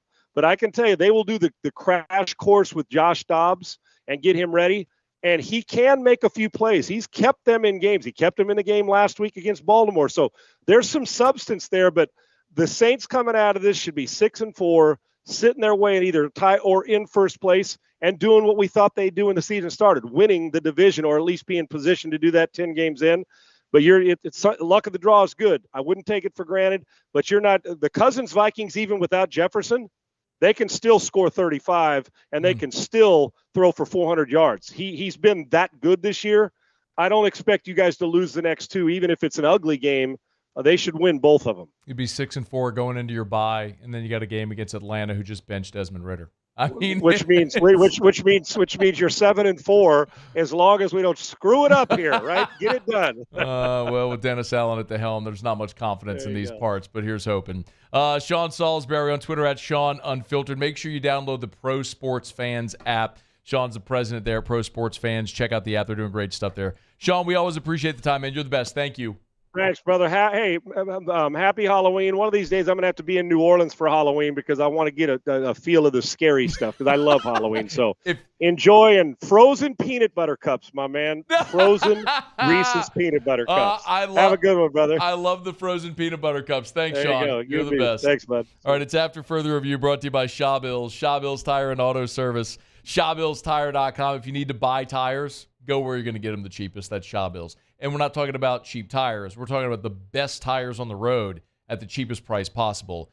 Michelin, BF Goodrich, Firestone, Bridgestone, the best tires on the road for wholesale prices at Shaw Bills. ShawBillsTire.com. Shop tires online. Schedule service online at ShawBillsTire.com. And remember, they're hiring at all their locations. So if you have experience in auto service, or if you have none and want to learn, Shaw Bills wants to talk to you, where they treat you like family at Shaw Bills Tire and Auto Service. ShawBillsTire.com. Shaw Bills, where we keep you rolling. Okay, it is after further review. We're glad you're hanging out with us here. Just a few things left to do. Otter locks in about 15 minutes. See if the Otters got some picks on tonight's Maction or the World Series game, which, as we've said, we're just going to go the other way if the Otter has a pick on the World Series. Who are we kidding at this point? I'm tired of giving away money. When we come back, though, in right at the top of the hour, the first college football playoff ranking show, which is the absolute bane of my existence, will take place. So I'll tell you, again, what I tell you every year, why I hate that so much. And I'll go on a mini rant next. It's AFR. AFR. AFR is brought to you by Glow Resources, GLO, glowresources.com. Glow, they're not a staffing company. They only represent their client, you, the business owner. This is not temp staffing. As a matter of fact, they really don't even, if you're looking for a job, they don't want you to call them. Who they want to talk to is their client, the business owner, and they'll find the perfect employee to match with that business. And it's skilled blue collar from welders and crane operators, of course, heavy machinery operators, also on the administrative side in dozens of different industries as well. And at Glow, it's not just Baton Rouge. They've got offices in New Orleans and Miami and Houston. Check them out at glowresources.com, GLO, glowresources.com. If you're a business owner and you're tired of guessing when it comes to hiring, simplify it with Glow Resources. glowresources.com.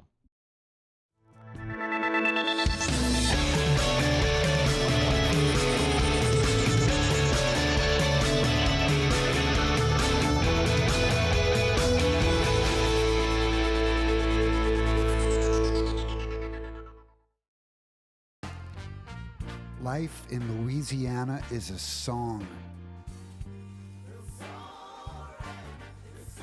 A symphony of sound, colors, and movement. Life is here, now. For life's moments, big and small, always there. The right card, the right care.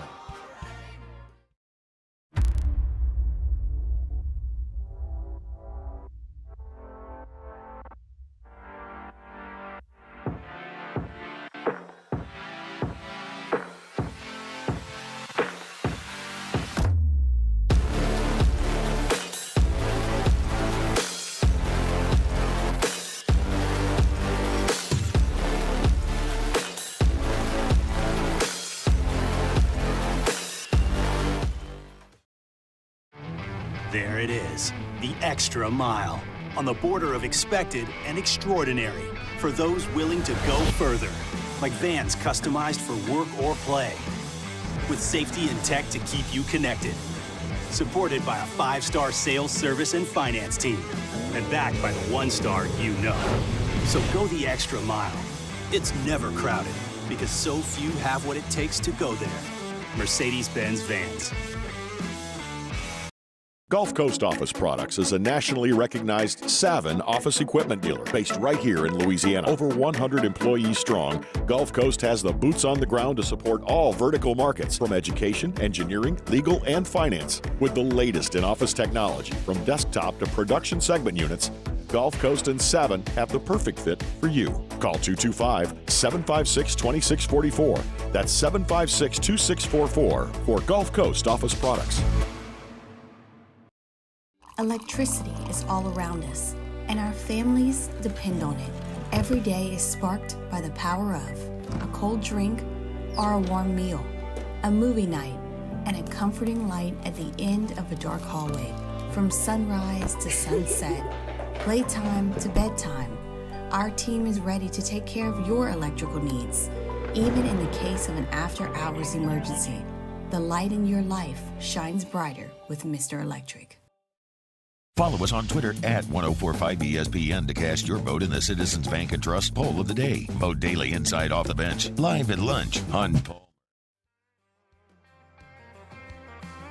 Sitting on the back porch having a beer, talking about his farm and his old John Deere, thanking the Lord for his four-wheel drive, making life easier for him to survive. He plowed 80 acres and he sold it. After further review, powered by Sunshine, your hometown John Deere dealer in Louisiana.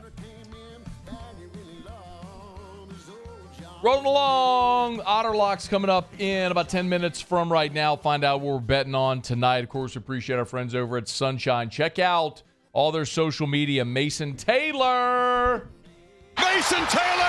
is the NIL Athlete of the Week this week. Of course, being Bama Week, who else would we choose? I have to admit, though, I'll tease it again. I think the Emory Jones videos next week will go viral. You'll find out next week. Sunshine, your hometown John Deere dealer in Louisiana. Great sponsor here. Title sponsor of our Tuesday shows all throughout the year. So, coming up here, top of the hour? We'll have the college football playoff reveal of the first rankings. I loathe this process. I think it is a heinous waste of time. I understand that it is essentially nothing more than an opportunity to fill TV inventory. Heather Dinich was on ESPN today and was asked what these first rankings are going to tell us about the committee. Here was her answer. We'll find out if they place a greater emphasis on resume, strength of schedule, or eye test. And it's possible that Ohio State presents the best combination of both of those things. When the ranking comes out, pay attention to where Penn State and Notre Dame are in the ranking, because if they're in the top 15, like I expect them to be, Ohio State could have the best resume in the country with 2 top 15 wins. That's a really aggressive bet under that, wasn't it? Yeah, it was a lot. It was a lot. Whoever's producing that, just tone it down a notch. Pull the fader a little bit. Wow. Oof. I think the world of Heather Dinich. She's been really good to us on the show over the years, and she does a really good job. But she's dead wrong. And it's not because of what she said. Her answer should have been to the question, what will the first rankings teach us about the committee? The answer should have been nothing. 0. It'll teach us nothing at all. Because nothing will matter until we get to the final rankings, and the committee will do whatever they want to do with no precedent set whatsoever, because that's the system we have, and it's stupid. So this is stupid. It's a worthless exercise to spit out these rankings. They're going to do it. Who's the guy, Honey Boo Boo, that we're going to talk? Who's the head of the? Is it still Boo Kerrigan? I'm not Kerrigan sure. or Corrigan? Corrigan. I'm not sure if he's still the guy. No, he though. is. Yeah, he it's is? Honey Boo Boo. Okay, yeah. we don't have a new one. We're going to have Honey Boo Boo up there explaining why they made the decisions to do nothing about nothing, and why, game control, and basically every week he'll contradict himself. I mean, I'm telling you what's going to happen, because we've seen this every year since 2014. Tonight, it's nothing more than it's a TV show. It's a TV show and nothing more. I don't care about the rankings. I say this every year. The very first ever college football playoff rankings in 2014. The very first ones they ever did. There were 3 teams from the SEC West in those rankings. Mississippi State, Ole Miss, and Auburn were all in the first rankings in 2014. You know how many of those teams made the playoff?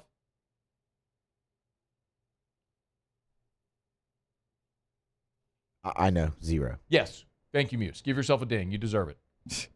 You're not getting any right tomorrow when we do Pluckers Trivia. It's going to be bad, Muse. And it's not a you problem. I would get 0 as well in this one tomorrow. But we're going to call T-Bob. So it's you. nerd. He can help you. Oh, totally. Okay. Well, yes, but he'll help you. I mean, we all expect that it should be Georgia, Michigan, Ohio State, Florida State, right? Shouldn't we all expect that's what it would be? That's what I'm thinking. That's not what they're going to do, because they got to be super clever and creative and show you that they're thinking outside the box. So maybe they'll put Michigan number 1, or they'll ding Michigan for having a weak strength of schedule, so Michigan will be 3, and all the Michigan people will melt, and and all the Washington people go, why aren't we? We beat Oregon. We got the it'll matter. It'll matter. You're going to play 4 more games and then a conference championship game, and all this stuff sorts itself out, and what happens today will be absolutely meaningless. It will not matter for anything at all. So I won't watch. If we do talk about it tomorrow, it will only be for me to mock those people. And not necessarily just the committee, but all the people that will react in an emotional manner to whatever this committee decides. That means absolutely nothing. Okay. It's After Further Review. We're brought to you by Michelle Weighing and Measurement. Hey, Muse, what's your favorite Halloween candy? Oh, man. I I would actually. Well, okay, so This isn't hard. Just what's your favorite Halloween candy? Don't. Well, don't, no, 'cause- Muse, just say something. I'm gonna say Reese's peanut butter cup. Reese's peanut butter cups, great. So whenever to open a Reese's peanut butter cup, you have to peel like you pinch the plastic and pull it apart, or do you tear it? I tear it. You tear it. Well, normal people who aren't heathens pinch the plastic and open it normally. Well, there are precision measurement devices that are calibrated to a certain amount of force it would take to open that. You know who calibrates those? Michelli Weighing and Measurement. Taylor, what's your favorite Halloween candy? Probably candy corn. Candy corn. Does candy corn come in a bag? Yeah. And then it's just like they're not individually wrapped. It's just No, one I big know. bag. But I feel like every time I've ever gotten candy corn, it's been like someone put candy corn in a little package and there's a little zip tie. I have a around bag it. at home. You know It's what I mean? The Brock's brand or whatever. Oh, Yeah. Brock's. Okay, Yeah, Brock's. I have some. Do you tear the corner or do you open the top or do you This cut? one's a resealable. Oh, it's a reseal. Yeah. Well, you still have to have that initial tear, right, along the perforation. Just tear it across the top. Yeah, you tear it across the top. Well, you know how that's calibrated is with a precision measurement device where it's set to whatever amount of force it should take to tear, and Michelli does that as well. It's Michelli Weighing and Measurement. They're right there in Harahan. Bet you didn't even know that. Michelli Weighing and Measurement, 76 years. They're incredible. Michelli.com. Michelli.com. You'll think about them tonight when you're opening up all your candy that you steal from your kids. Muse, do you want to rethink your candy thing, or do you have another answer? I mean, no, that's a complex thing. It's not complex. Because, I mean, Snickers minis are fantastic as well. There's a lot of really good things. But when I say what's your favorite, it's just blurt out the first thing that comes into your mind. Chocolate. Okay.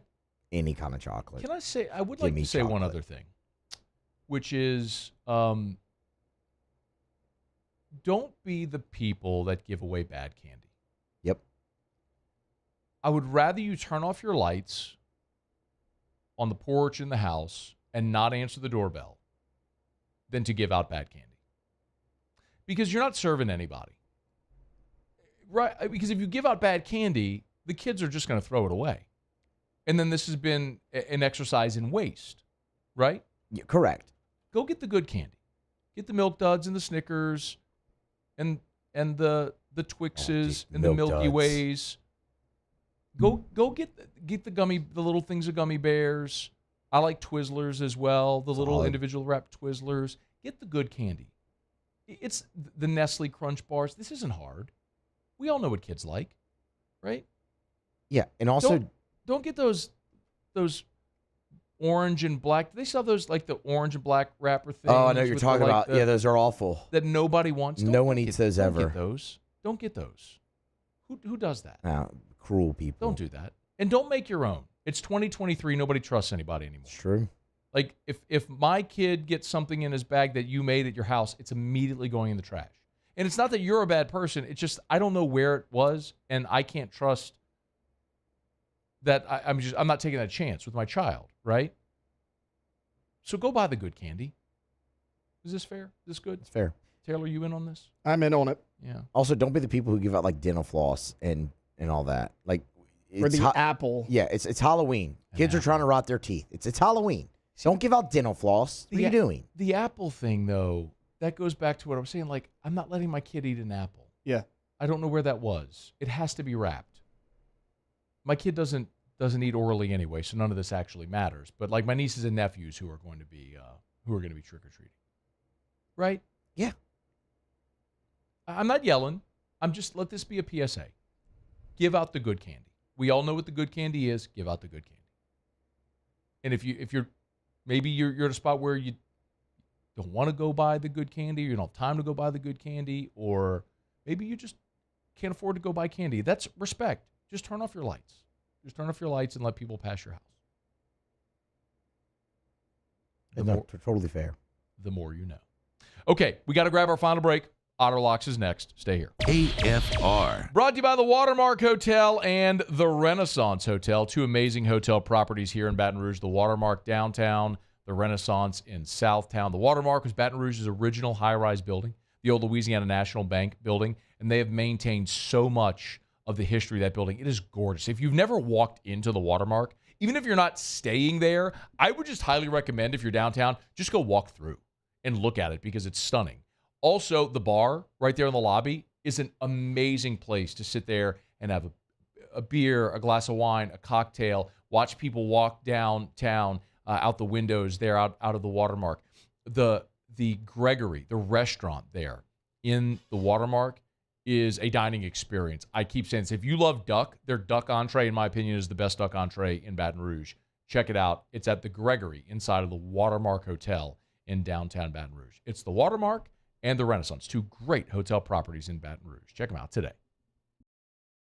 Bayou Chrysler Dodge Jeep Ram is celebrating Ram Power Days with $15,000 off MSRP on new 23 1500 trucks, $15,000 off, and a 1 million mile warranty. Plus, we'll pay your trade-off regardless of what you owe. The crew at Bayou Automotive is going to do right by you. His name was Cain. He had a horse along the countryside. I saw him ride. One day they found him.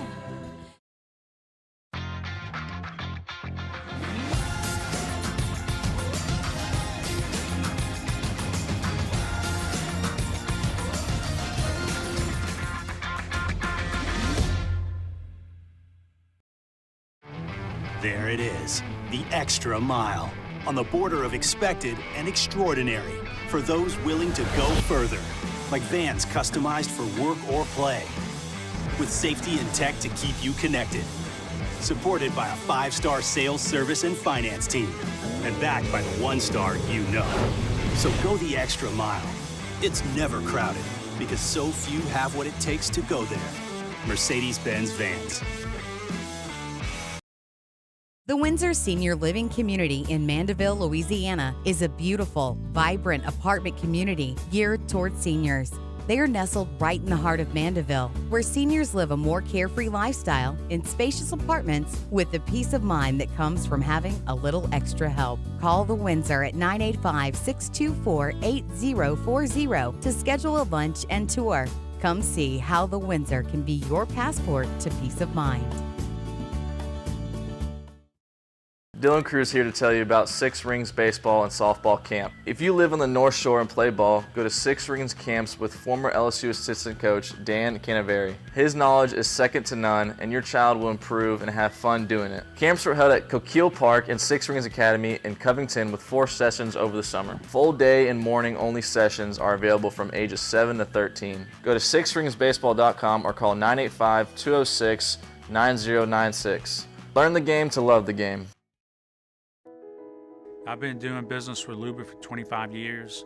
They're dependable, trustworthy. It's just the attention to detail with our clients. Our folks have years and years of experience. They're highly trained professionals, but many companies have that asset. What I'd like to think makes Luba a bit different is that we use those talents in a way that truly is dedicated to serving the needs of the folks who depend on us. At Relief Windows, we're more than windows. We're windows, doors, hardy plank, and vinyl siding. But our number one product is always customer satisfaction.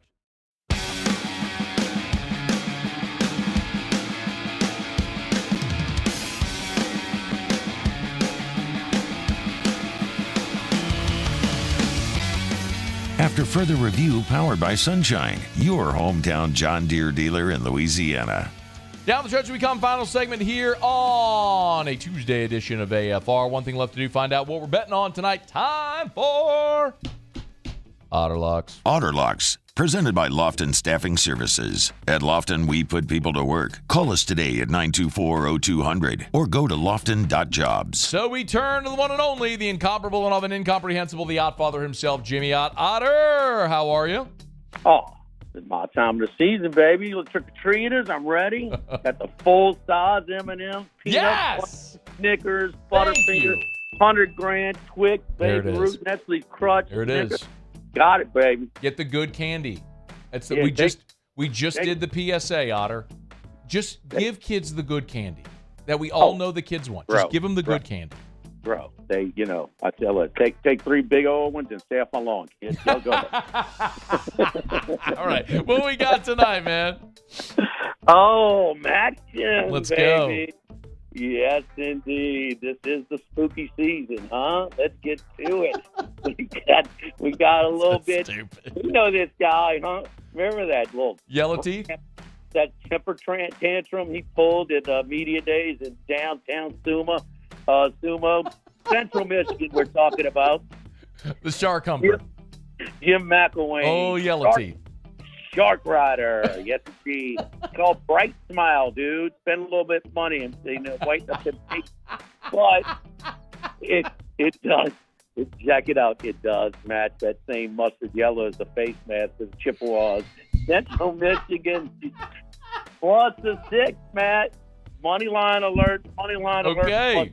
Plus 205 too. So bet our man Shark Rider and plus the 6, and then we're gonna go with a little money line, small play money line. Just a little candy money, we'll call it. Huh? Okay. All right. Central Michigan plus the 6. You want to toy around with that money line? You could do it as well. What about Buffalo and Toledo? I have a pretty big 1 bet. minute remaining. Toledo Rockets, to go over 8.5 and over 9. They both look good, but it has not been without a little stress. Thank you, Detroit Lions. So they've been in some close games. They don't really like to just put away their opponents real easily. So, although I love Toledo, I'm invested on them. 15 points is a lot tonight. So we're going to take the Buffalo Bulls plus the 15 tonight against Toledo. All right. Both the dogs tonight. Central Michigan plus the 6. Under 9.5. I know it's it's going to be a bullpen game, but hey, man, those relievers a lot, and no Garcia tonight. He's out for the Rangers. All right, Otto, where are you tomorrow? Trick or treats on my feet, Roca. All right, Otter. Have a great night. We appreciate it as always. All right, Muse, Taylor, I appreciate y'all. Have a great night. Happy Halloween, everybody. We'll see you tomorrow at 3. AFR. As we get on down the road, remind you about Relief Windows and reliefwindows.com. Energy efficient replacement windows, beautiful entry doors, hardy plank and vinyl siding. It is Relief Windows and reliefwindows.com. And now they do shutters as well. So give Brandon Holly and the gang a call over at Relief Windows. If you're going to do windows with Relief Windows, you might as well do your shutters with them as well. They measure twice, install once, everything custom made for your home in the exact specifications. They measure twice to install once to make sure it is done right the first time and to your complete and total satisfaction. As a matter of fact, they guarantee it at Relief Windows. They never take $1 from you. They don't take $1 from you as a down payment. Not until they are done and you are thrilled will they accept payment. That's Relief Windows. Reliefwindows.com. It's windows, door, siding, but it's also experience, quality, and service at Relief Windows.